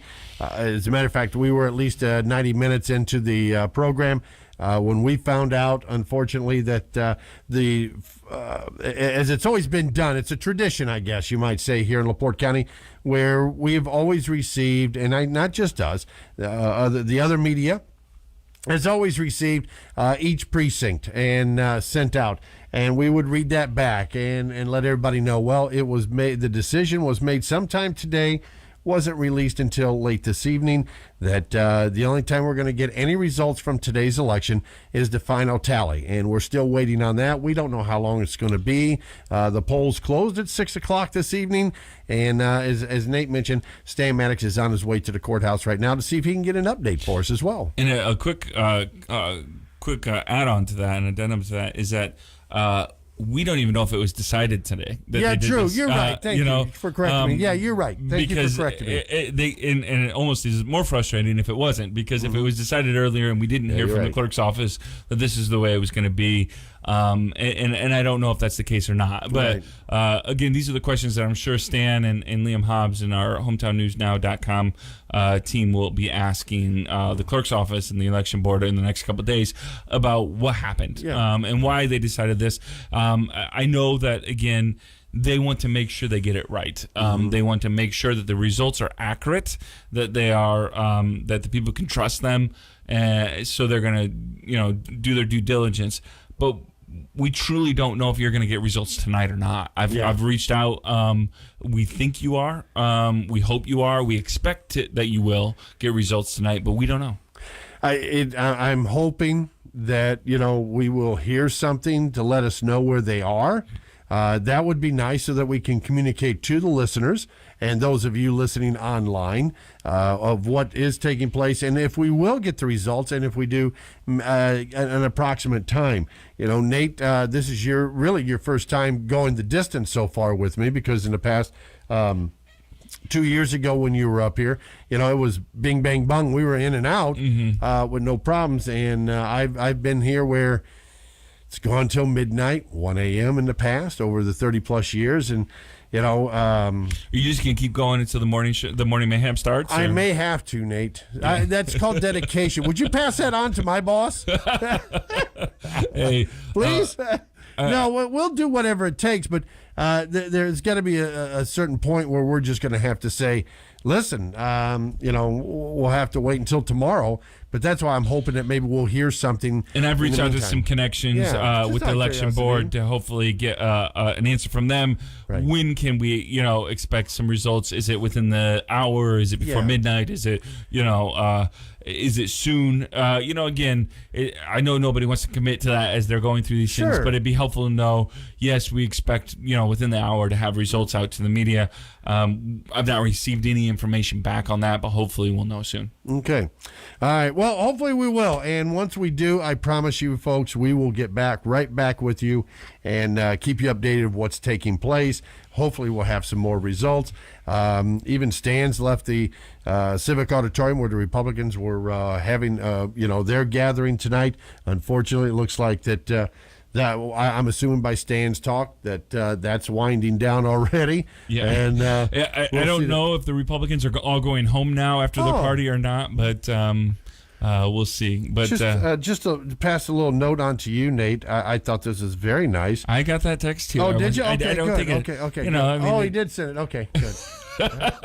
The station owner certainly doesn't thinks positively of Dennis. All right, so I see. Okay, but hopefully we'll hear something soon. We've got Stan doing all of his investigative reporting there. Yeah. He put on a trench coat. He's got the glasses on. He's got the hat with the word press. Yeah, he's trying to find out all he can at the courthouse. Matter of fact, I heard he went to the bathroom to try to adjust the hat, and he was, kind of thrown out. They didn't let him in. They didn't let him in, yeah. So, and understandable why. It's staying in a trench coat, okay? That's all I'm going to say on that one. It's a good thing he doesn't listen when he's not on the radio. I know, right? So, but we'll hopefully have some more information to you soon. If you missed it, here's the one big news is that Blair Milo did concede. Jennifer Ruth Green did win that Republican 1st District race. Mm-hmm. She will go on to face Frank Mervan. It'll be an interesting race to follow in the general election. Yep, it will. All right, if we get any updates, I promise you we will let you know as soon as we find out. Coming up here, let's see. Let's play a couple of songs, and then maybe Nate and his peeps out there will give him an update and let him know what's going on. I'll see and reach out to the ones that I know. In the meantime, sit back. Listen to some Alabama right here on 96.7 The Eagle.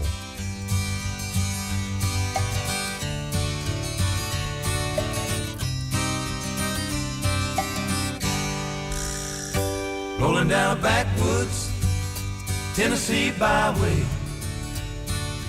one arm on the wheel, holding my lover with the other. A sweet, soft southern thrill.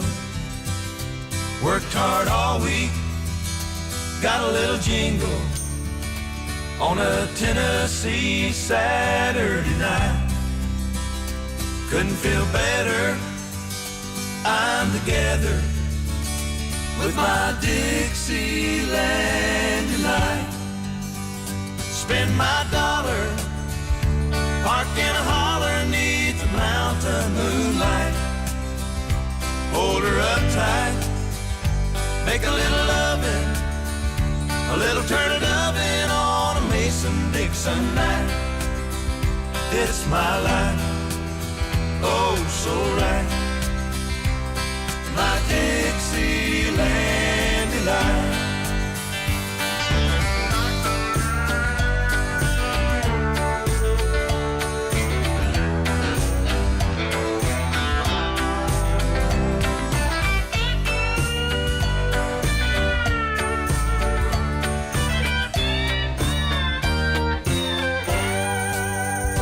White-tailed buck deer munching on clover, red-tailed hawk sitting on a limb, chubby old groundhog croaking bullfrog, free as a feeling in the wind. Homegrown country girl gonna give me a whirl on a Tennessee Saturday night. Lucky as a 7, living in heaven with my Dixieland delight. Spend my dollar,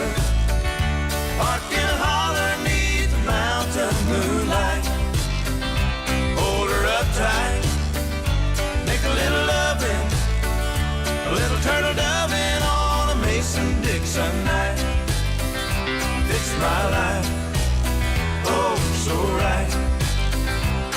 My Dixieland delight.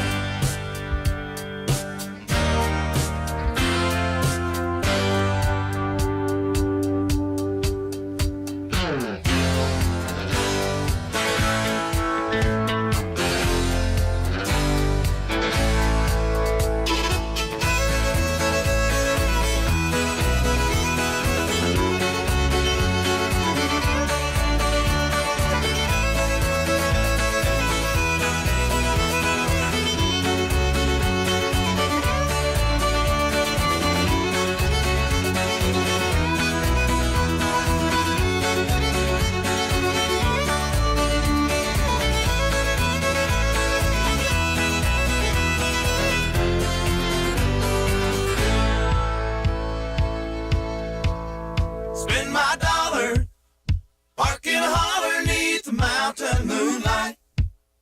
Hold her up tight, make a little loving, a little turn loving on a Mason-Dixon night. Fits my life, oh so right. My Dixieland delight.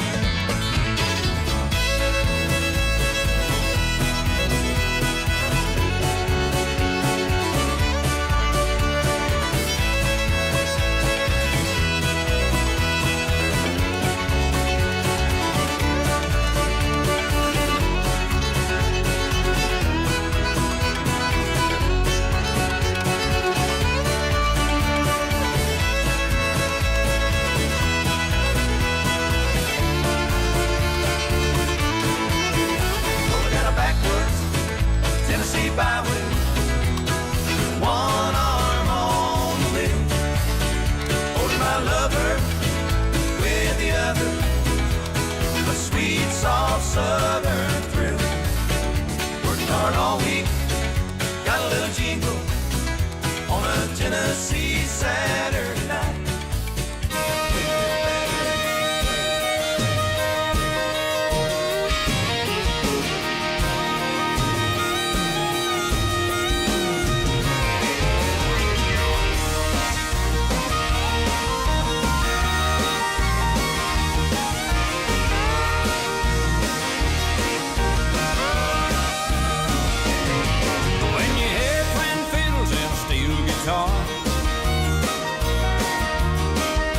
You're listening to the sound of the American heart. And opry music on a Saturday night brings a smile to your face and a tear to your eye. Sing a song about the heartland, the only place I feel at home. Sing about the way a good man works until the daylight's gone.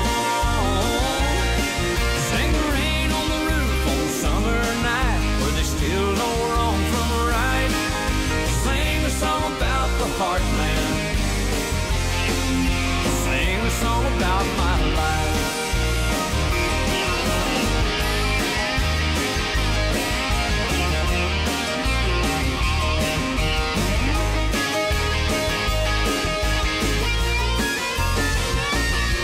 Sing a song about the heartland, the only place I feel at home. Sing about the way a good man works until the daylight's gone.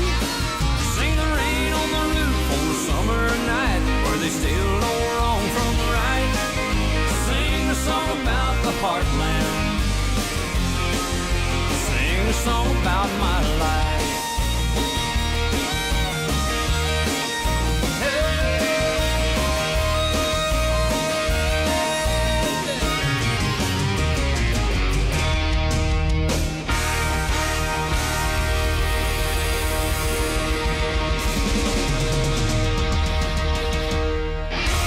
On 96.7 The Eagle, George Strait and Heartland, along with Nate Loucks, Dan Maddux, I'm Dennis Siddall. Welcome back to the 2022 election returns. And how are we doing on those returns, Nate?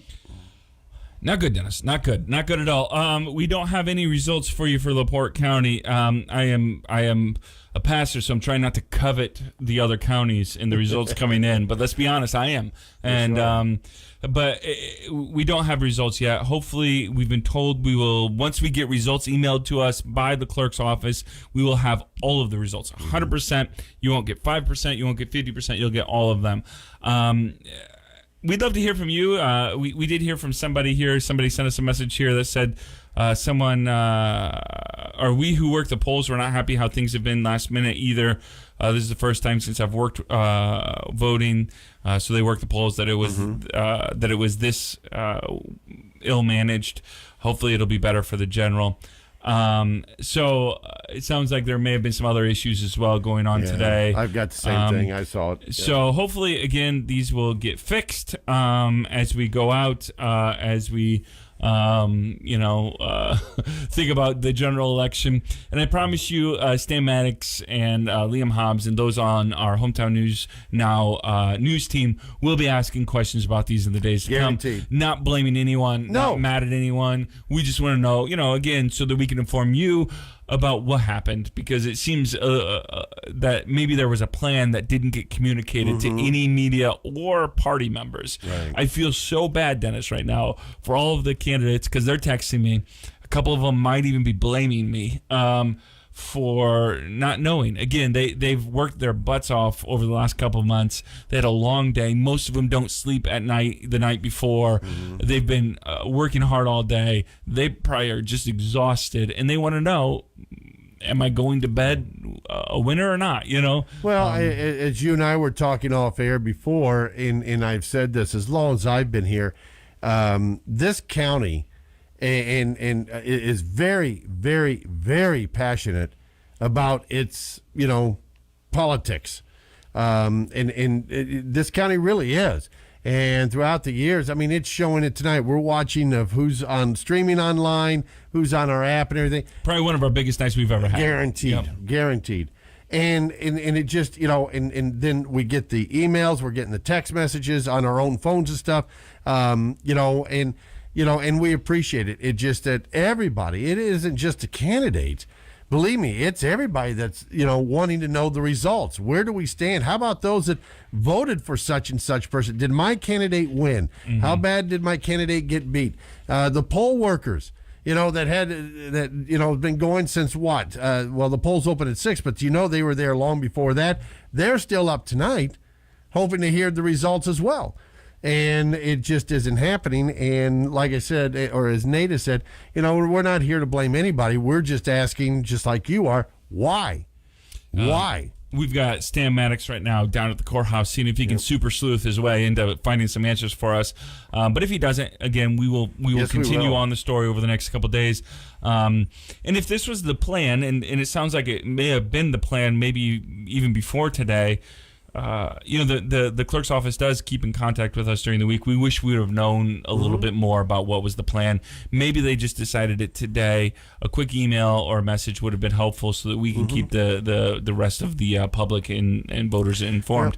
But it sounds like the candidates didn't know either, based on what you heard. Exactly. So kind of different. And then and you hate it because of today's world the way it is, right? The rumors are flying. What happened back in the day with President Trump and, and what he said about the elections and everything. And then this is going on. It's like LaPorte County doesn't need another black eye. Let's just say that. All right. Looks like Stan's calling us. Let's go to the phones. Hi, Stan. Is that you? That's me. We're outside the courthouse in downtown LaPorte. Oh, I thought you were going to say you're outside the building locked out. Okay, go ahead. They let me inside the building, and I talked to two of the election board members. One of them was Chuck Watterson, to kind of get an explanation on why they're counting all the votes before they release them publicly. And Nelson Picardo, I also talked to him. He's another member of the election board. They pointed to 2020. There were some inaccuracies as they were tallying the votes, and those inaccuracies were released to the public because in the past they would release the tallies after every 5 or 6 precincts were counted, so we'd have running total throughout the whole night. So they had some inaccuracies in 2020. And I remember when the vendor who was running the election kind of came under fire at a couple of public meetings because of those inaccuracies, and he did some things in the process to fix the problem. But out of an abundance of caution, they're deciding to not release the running tallies because they want to make sure everything is accurate and before all the votes are released publicly to avoid the confrontation and friction from just 2 years ago. Here's what Chuck Watterson had to say about that situation that's happening tonight. So we decided as a board that we were going to wait to release the results based on what happened with the 2020 primary, just to make sure everything's accurate, everything's right. So we're just releasing the final results. We should be there soon, but that was our decision to do that, and we stand by it. So once the results come out and they're accurate, and there's nothing to worry about after the results are posted, we're done, and we'll have the results. So that's Chuck Watterson giving the explanation. Now, Watterson did say they should have all the votes counted and released to the public within an hour. So maybe by 10:30 tonight, we'll know who the winners and losers were here in LaPorte County. So understandable. You don't want to have inaccurate votes released by mistake, and also people get upset when perhaps the final outcomes change. If I recall, there were no final outcomes that were changed by those inaccuracies 2 years ago. But Nelson Picardo also said they have these new electronic polling books, and so that kind of, because it's so new and they've never used them before, that's another reason why they just want to make sure everything is accurate before release to the public. So that's the explanation. Hey Stan, did you when you talked to them, did you find out when this decision was made? Is this something you think they made a while ago, or is this something they just decided today to do? You know, I didn't answer that question. I didn't even think about it. But I know that Heather Stevens, the county clerk, a couple of hours ago, said they had a vote, and the vote was 2-1 to do it the way they're doing it right now. So maybe it was a last-minute decision. Maybe two of the election board members made the decision in advance. All I know is they did take a vote, and the vote tonight was 2-1 to do it the way they're doing it right now. All right, great. All right. So hopefully, as Chuck Watterson, election board member, who's the Republican election board member on the election board, said, we should know hopefully soon. Now, soon is a relative term, but hopefully before 10 o'clock here, it's almost 9:40. We'll get those results. I mean, other counties are obviously reporting, and so we should have those results hopefully soon. All right. Thanks, Stan. Yeah, he said within the hour, so maybe by 10:30. Okay, great. All right, so hopefully by 10:30. Great, Stan. Thanks so much. Appreciate it. All right, 10:30. Dennis, what time do you get up in the morning for the morning mayhem? 2:30. Yeah, the alarm goes off. Yeah. That's fun. That's fun for you. Yeah. Real excited. So hopefully, listeners, we will have the results for you soon. And if we're not still on the air because Dennis has fallen asleep, you can follow us on hometownnewsnow.com, because I promise we will update them still tonight when we get them. You will have those results. We will give them to you because you deserve it. You've been with us this long. We've got a lot of listeners on the show still, and we want to give it to you. We want to give you the answers and all of the things that you can find out on hometownnewsnow.com. And I'm sure Stan will continue to find out more answers and ask the questions over the next couple and that's days. what I'm hoping, that he'll go back and find out. But it does sound like, again, this is assuming, I don't like to do that, but it sounds like it may have been a last-minute decision. And we definitely now know that there was no communication with anybody else. So, again, my question would be, why? You know, if you're going to make a big decision like this, and as much as this county loves its politics, and the election board didn't get the word out, you know, yeah, the nobody from the clerk's office told us. Nobody, and it sounds like nobody told the candidates either. Yeah, which again right, and that's what I'm saying. They didn't. Nobody informed that it would. Sounds like it was between three people, and that was it. Yeah, and again, they certainly have the authority to do that, but they also, I think, from the clerk's office to the election board, she'll probably communicate those expectations, especially because it is such a big change. Yes. This is something that we've never done in LaPorte County before, Right. waiting till all the results are in. I appreciate their desire and attempt to want to have an accurate election to make sure people can trust the results. Exactly, I yes. appreciate that. And there's nothing wrong with deciding what they decided. But again, where it gets a little hard is we've got so many people and candidates particularly waiting for results, not knowing that it was going to be 10 o'clock before they got them. Yep. All right, very well put. All right, coming up here, we're going to take another look at your forecast. And like Nate said, we're just sitting and waiting. And we appreciate you doing the same thing, sitting and listening. Don't forget to refresh if you're listening online anywhere. Again, we are streaming on our 96.7 The Eagle app. Go to your favorite app store and look for 96.7 The Eagle. Put LaPorte behind it and upload the app, and it's free. Or you can go online to hometownnewsnow.com or 967theeagle.com. And again, you can listen to us via the stream. Just remember to hit that refresh button to keep up with us, okay?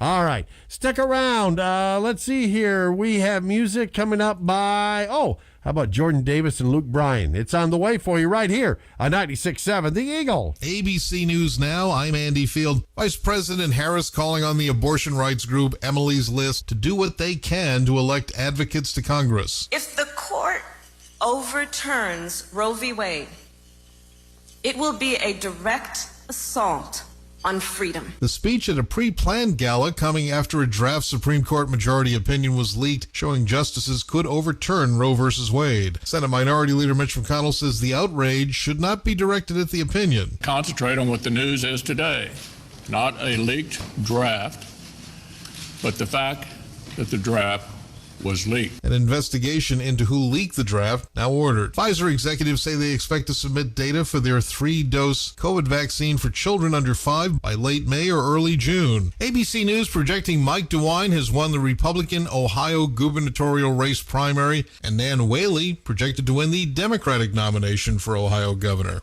This is ABC News. Hi, my name's Kevin. I'm active duty, so I'm figuring out my options while I'm stationed here. Hey, Kevin. Navy Federal Credit Union is celebrating Military Appreciation Month, so you called the right place. Guess you could say it's like a match made for Kevin. Get it? Very good. At Navy Federal, our mission has been to help the military community for over 85 years. During Military Appreciation Month, we're celebrating the commitment that connects us. Learn more at NavyFederal.org/celebrate. Navy Federal Credit Union. Our members are the mission. Insured by NCUA.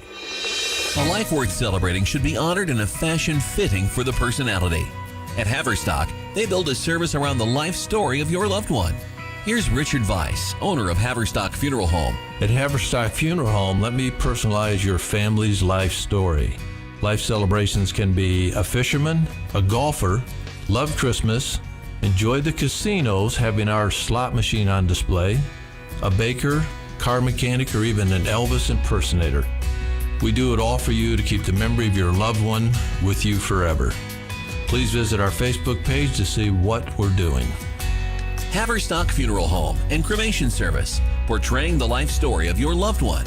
Learn more at haverstockfuneralhome.com or stop by 602 Maple Avenue, LaPorte. Buying a new vehicle is a big decision. I don't want to feel forgotten the minute I leave the dealership. But at Michigan City Hyundai, they put people first, making my entire buying experience better. I browsed online and went in store to look at the new 2022 Tucson. Finally, I purchased with everything I needed and left confidently. Get even more coverage with Hyundai Assurance and America's best 10-year or 100,000-mile powertrain warranty. Visit MichiganCityHyundai.com. You don't like buying a car this way. They're a golf club that improves every year, where tee times are not necessary, where great dining options and social events make summers special, where there is always a welcoming atmosphere. If you think it's time to discover this wonderful place, then think Potawatomi Country Club in Michigan City. They have a limited number of golf, social, and seasonal pool memberships available. Potawatomi would like to welcome you to stop by for a tour at 1900 Springland Avenue in Michigan City. Learn more online at Potawatomi.com. The pandemic has hit everyone hard, some more than others, and if you find yourself struggling with debt, wage garnishment, foreclosures, or lawsuits, Attorney David Ambers and his staff are here to relieve your stress. A fresh start is just a phone call away. Call the office of David Amber's attorney at law and schedule a free bankruptcy consultation. The number is 219-325-9917. David Amber's attorney at law, 601 State Street, Suite B in LaPorte. Call them today, 219-325-9917. No job is too big or too small.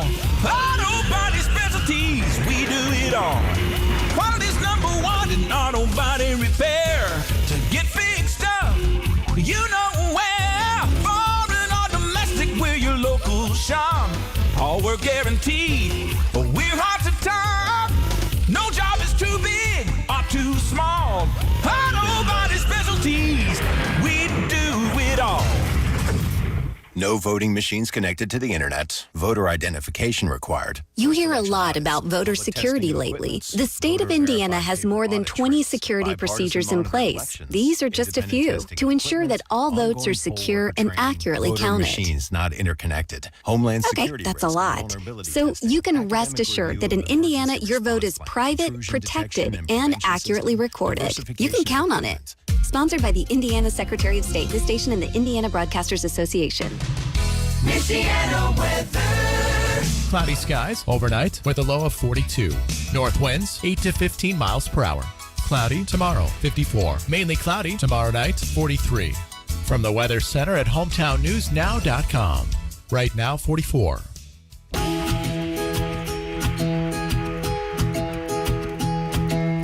A few days before he turned 80, he was sitting out back in a rocker. He said, "What you been up to lately?" I told him chasing a dollar, and in between sips of coffee, he poured this wisdom out. Said, "If you want my 2 cents on making a dollar count, buy dirt, find the one you can't live without.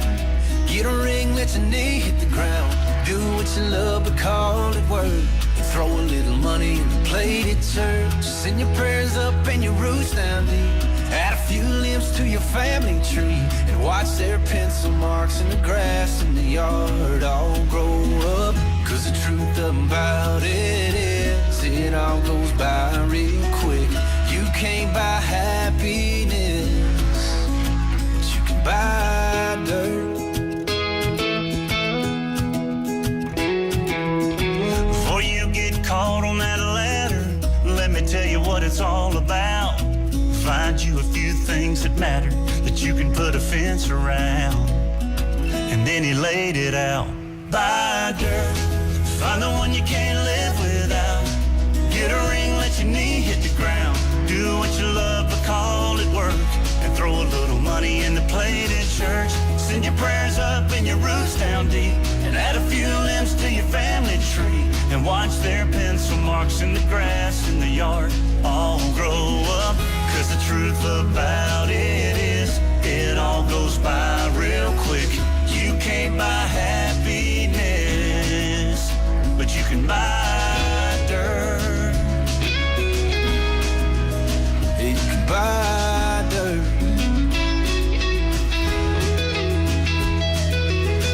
Thank the good Lord for it, cause he ain't making any more of it.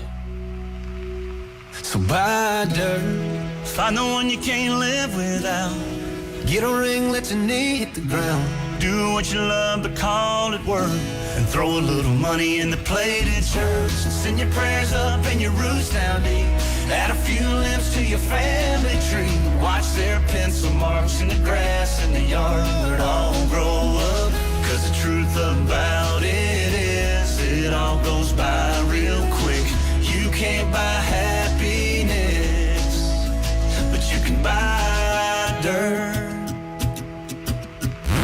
70 miles an hour on State Road 2 and a variety of country music. That's what I'm talking about! Hey, if we did any more, your car would explode. 96.7, The Eagle.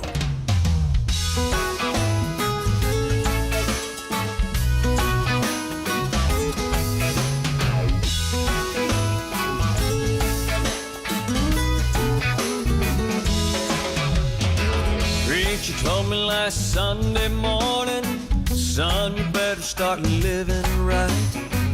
You need to quit the women and whiskey and carrying on all night. Don't you want to hear them call your name?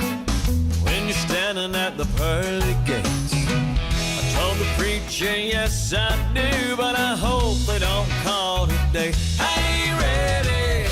Everybody wants to go to heaven, have a mansion high above the clouds. Everybody want to go to heaven, but nobody want to go now.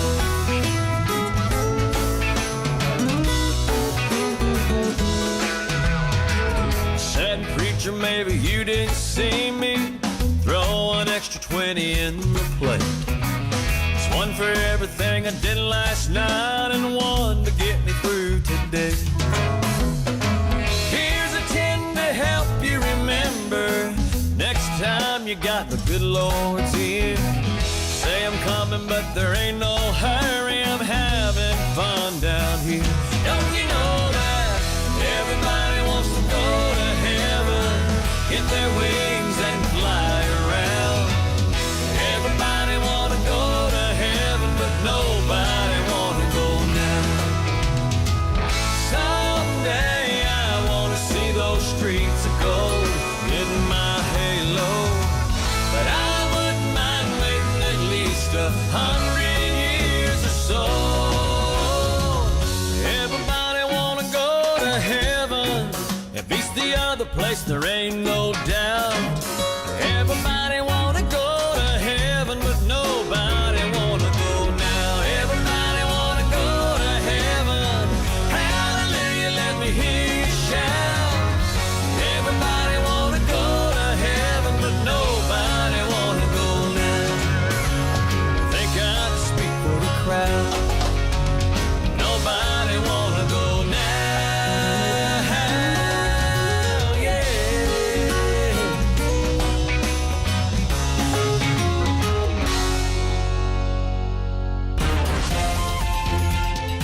Welcome back to continuing coverage of election night here on HometownNewsNow.com and on 96.7 The Eagle.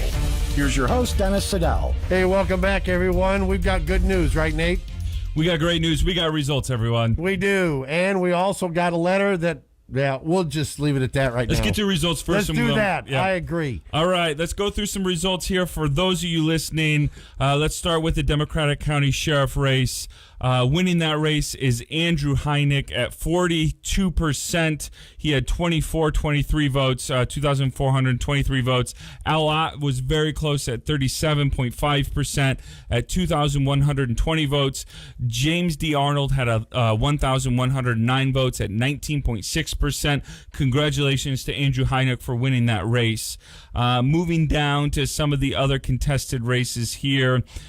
Cool Spring Township Board, Monica Prosser beat April Daly, 681 votes to 627 votes.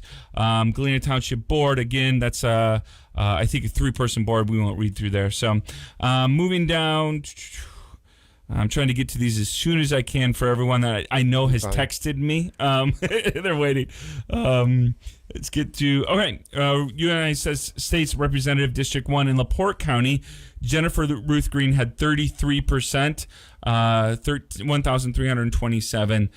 Blair Milo had 50% at 1,993. Blair Milo wins the county but loses the race as she got beat fairly handily in in Lake and Porter County.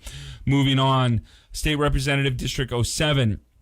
In LaPorte County, not a lot of voters there, but Jake Teshka won that over Serena Williams and Timothy Jaycox.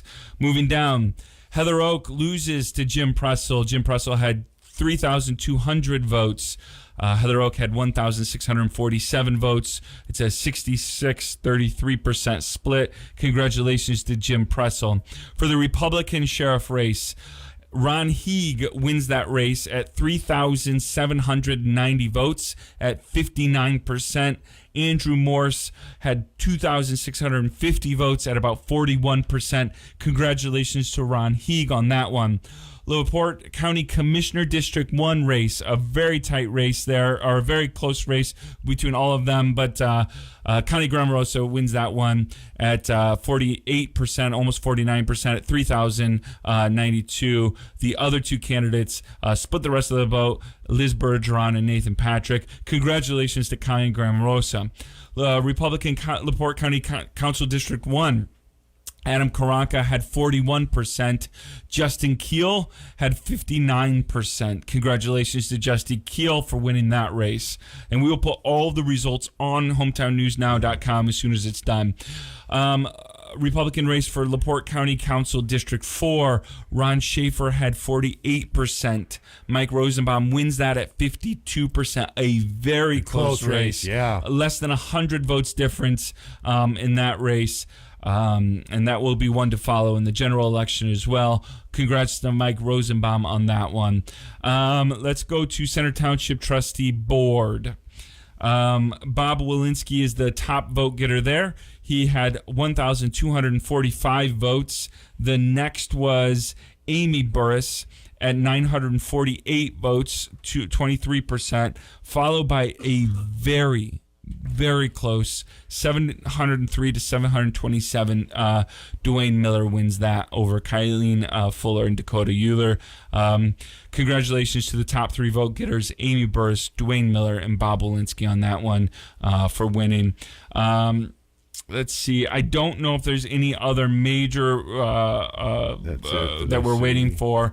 Congratulations to all the winners. We will put these results as soon as we're done here onto hometownnewsnow.com for you to go through. Congratulations to all of the winners there. One more here. I wanted to read State Senate District 4. That's Michigan City and Westville, I think, is in that district. Deb Chubb won that in LaPorte County. I don't know. I have not counted what she's doing with Porter County, which is a bigger portion of that. She had 882 compared to Rodney Pohl's 754. And Todd Connor had 652. Ron Muir had 465. So honestly, the winner of that had 32%. It was a very very even race there. Yep. So congratulations to all the winners. Yes. Do you want to read the letter that we received just to give our listeners before I get to the letter that we received? I'll let you know today voter turnout 16%. 16.32% voter turnout today. The public count was 12,793 out of 78,374 registered voters. So just 16% of registered voters came out and voted today. Hopefully we will see a much, much larger number come in November. And hopefully, like I said, that will be the case. Finally, the letter that we did receive here this evening on our email that came to us, and everybody else received it. We're not the only ones. I can honestly say that. It goes like this. Tonight, the election board decided to release the results at the completion of the 2022 primary election only and not deliver any early results. That decision was based on what happened with the 2020 primary election. In the 2020 election, early results were posted before a large error was discovered and ultimately recertified there. We did not want this to happen again. We believe that the public deserves accurate and correct results given at a reasonable time instead of rushed and wrong information. We, as a board, devoted an extensive amount of time making sure something like this would never happen again. We have preached transparency and accuracy with the election process since we became a board. We did not feel that it was appropriate to release results early this evening before we made sure everything was right. With the new e-poll books, we wanted to make sure everyone that wanted to vote could vote. This was our first time using these in an election, and we feel that they were a great addition, but also wanted to be cautious in reviewing any potential. We understand that early results are fun and help curb a lot of election night anxiety, but we felt this was the right decision for this election. Thank you for your patience, and thank you to all of our wonderful volunteers and poll workers who dedicated their day to this important endeavor. Sincerely, Chuck Watterson, LaPorte County Election Board President, and Nielsen Picardo, LaPorte County Election Board Vice President.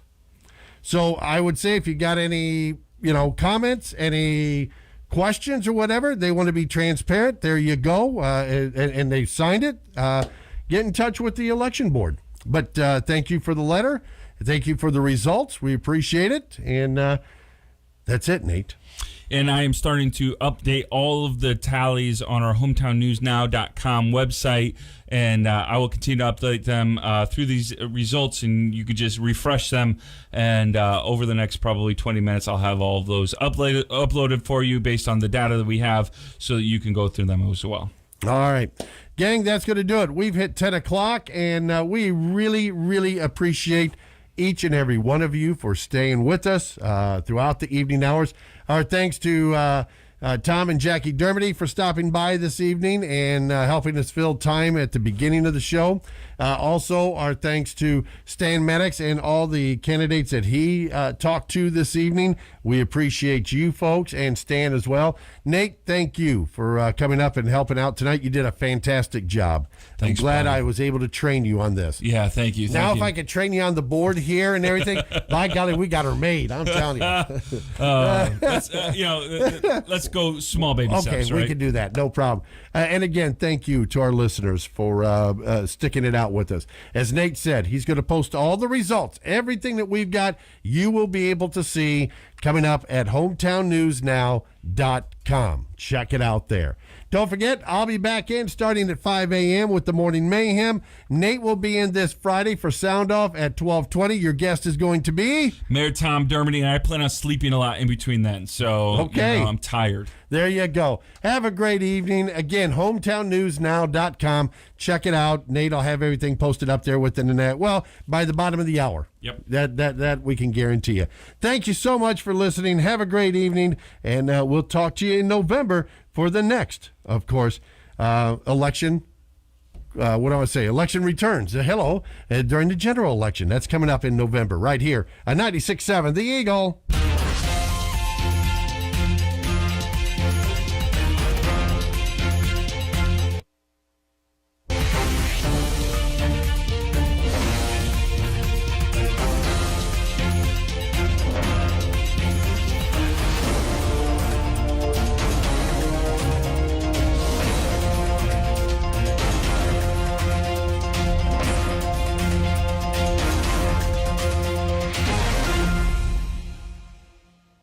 Your home for country music variety is 96.7 The Eagle, WCOE FM LaPorte.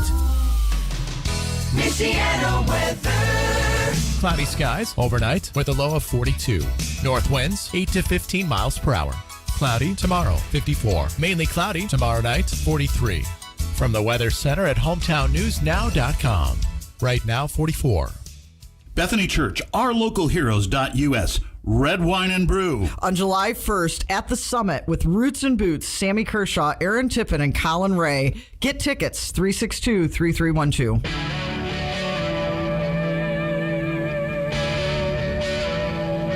Going down like a sunset, burning out like a cigarette. Blowing through the cash, through the past, drinking down that memory till there's nothing left. I could go on and on.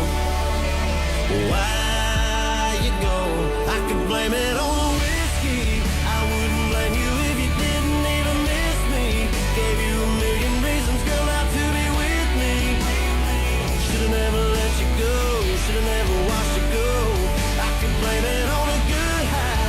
Let it take the blame for why you told me goodbye. Instead of missing you and missing all those good times. Should've never let you go. Should've never watched you go. I could say I never knew. I could drink around the truth, but I can't blame it on you.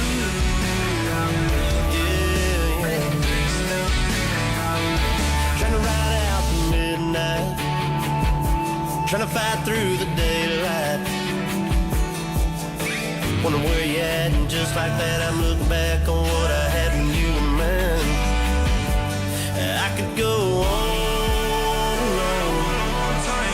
Why you gone? I can blame it on the whiskey. I wouldn't blame you if you didn't even miss me. Gave you a million reasons, girl, not to be with me.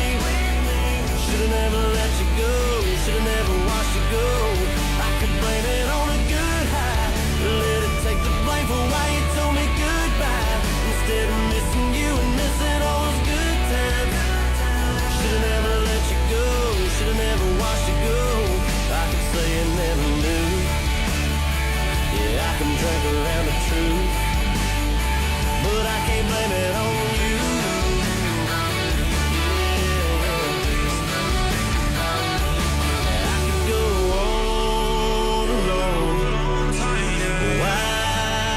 gone. I could blame it on the whiskey. I wouldn't blame you if you didn't even miss me.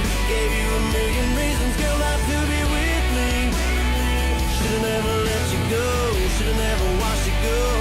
I could blame it on a good high. Let it take the blame for why you told me goodbye. Instead of missing you and missing all those good times. Should've never let you go, should've never watched you go. I could say I never knew.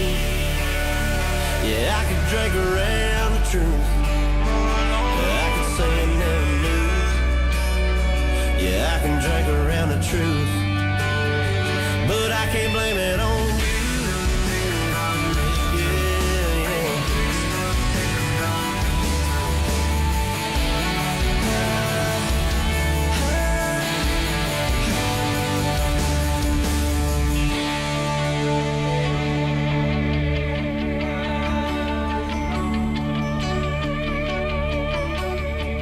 Licensed by the FCC. Approved by the DNR. You're soaring with 96.7 The Eagle.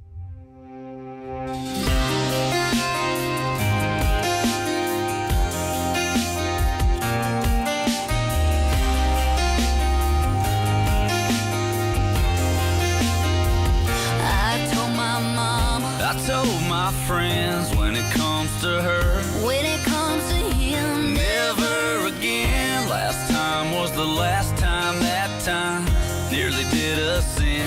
Yeah, too much drama. Girl, you're a match. You're gasoline. We just burn too fast. So here we are, lighting up that spark. Yeah, we tried to run, but we didn't get far. I never say never with you. I end up together with you. It's hell and it's heaven with you, baby. Anything's possible. The highs are unstoppable. It's so uncontrollable. It's crazy. We say we won't, and then we do. You're all I want. I never say never with you.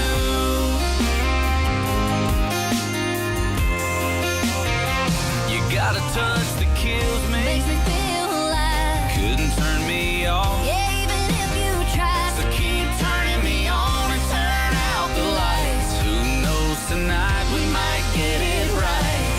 I never say never with you. I end up together with you. It's hell and it's heaven with you, baby. Anything's possible. The highs are unstoppable. It's so uncontrollable. It's crazy. We say we won't, and then we do. You're all I want. I never say never with you. I never say never with you.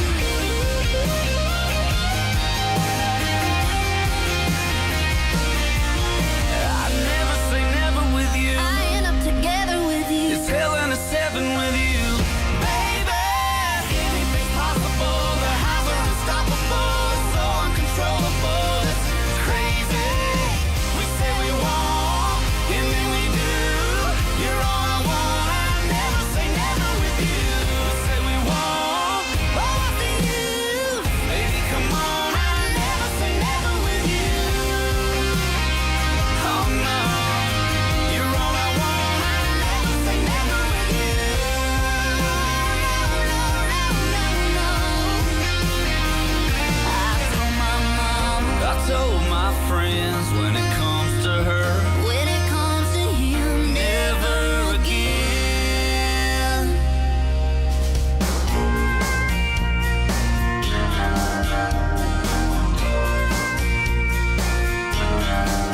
Well, you're throwing around a lot of serious accusations. Ain't too hard to tell that you're insinuating. Well, you think I'm the one who stole her away. And if not for me, she'd still be yours today. We're both men here, so I play games. Why don't we call a spade, man to man? Tell me the truth, tell me, were you ever there?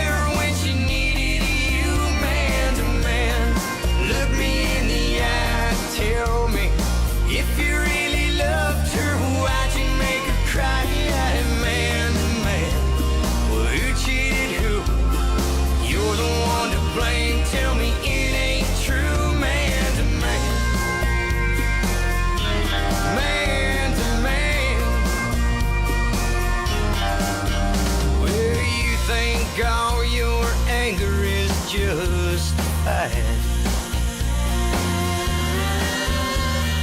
Me, I think it's just your wounded pride.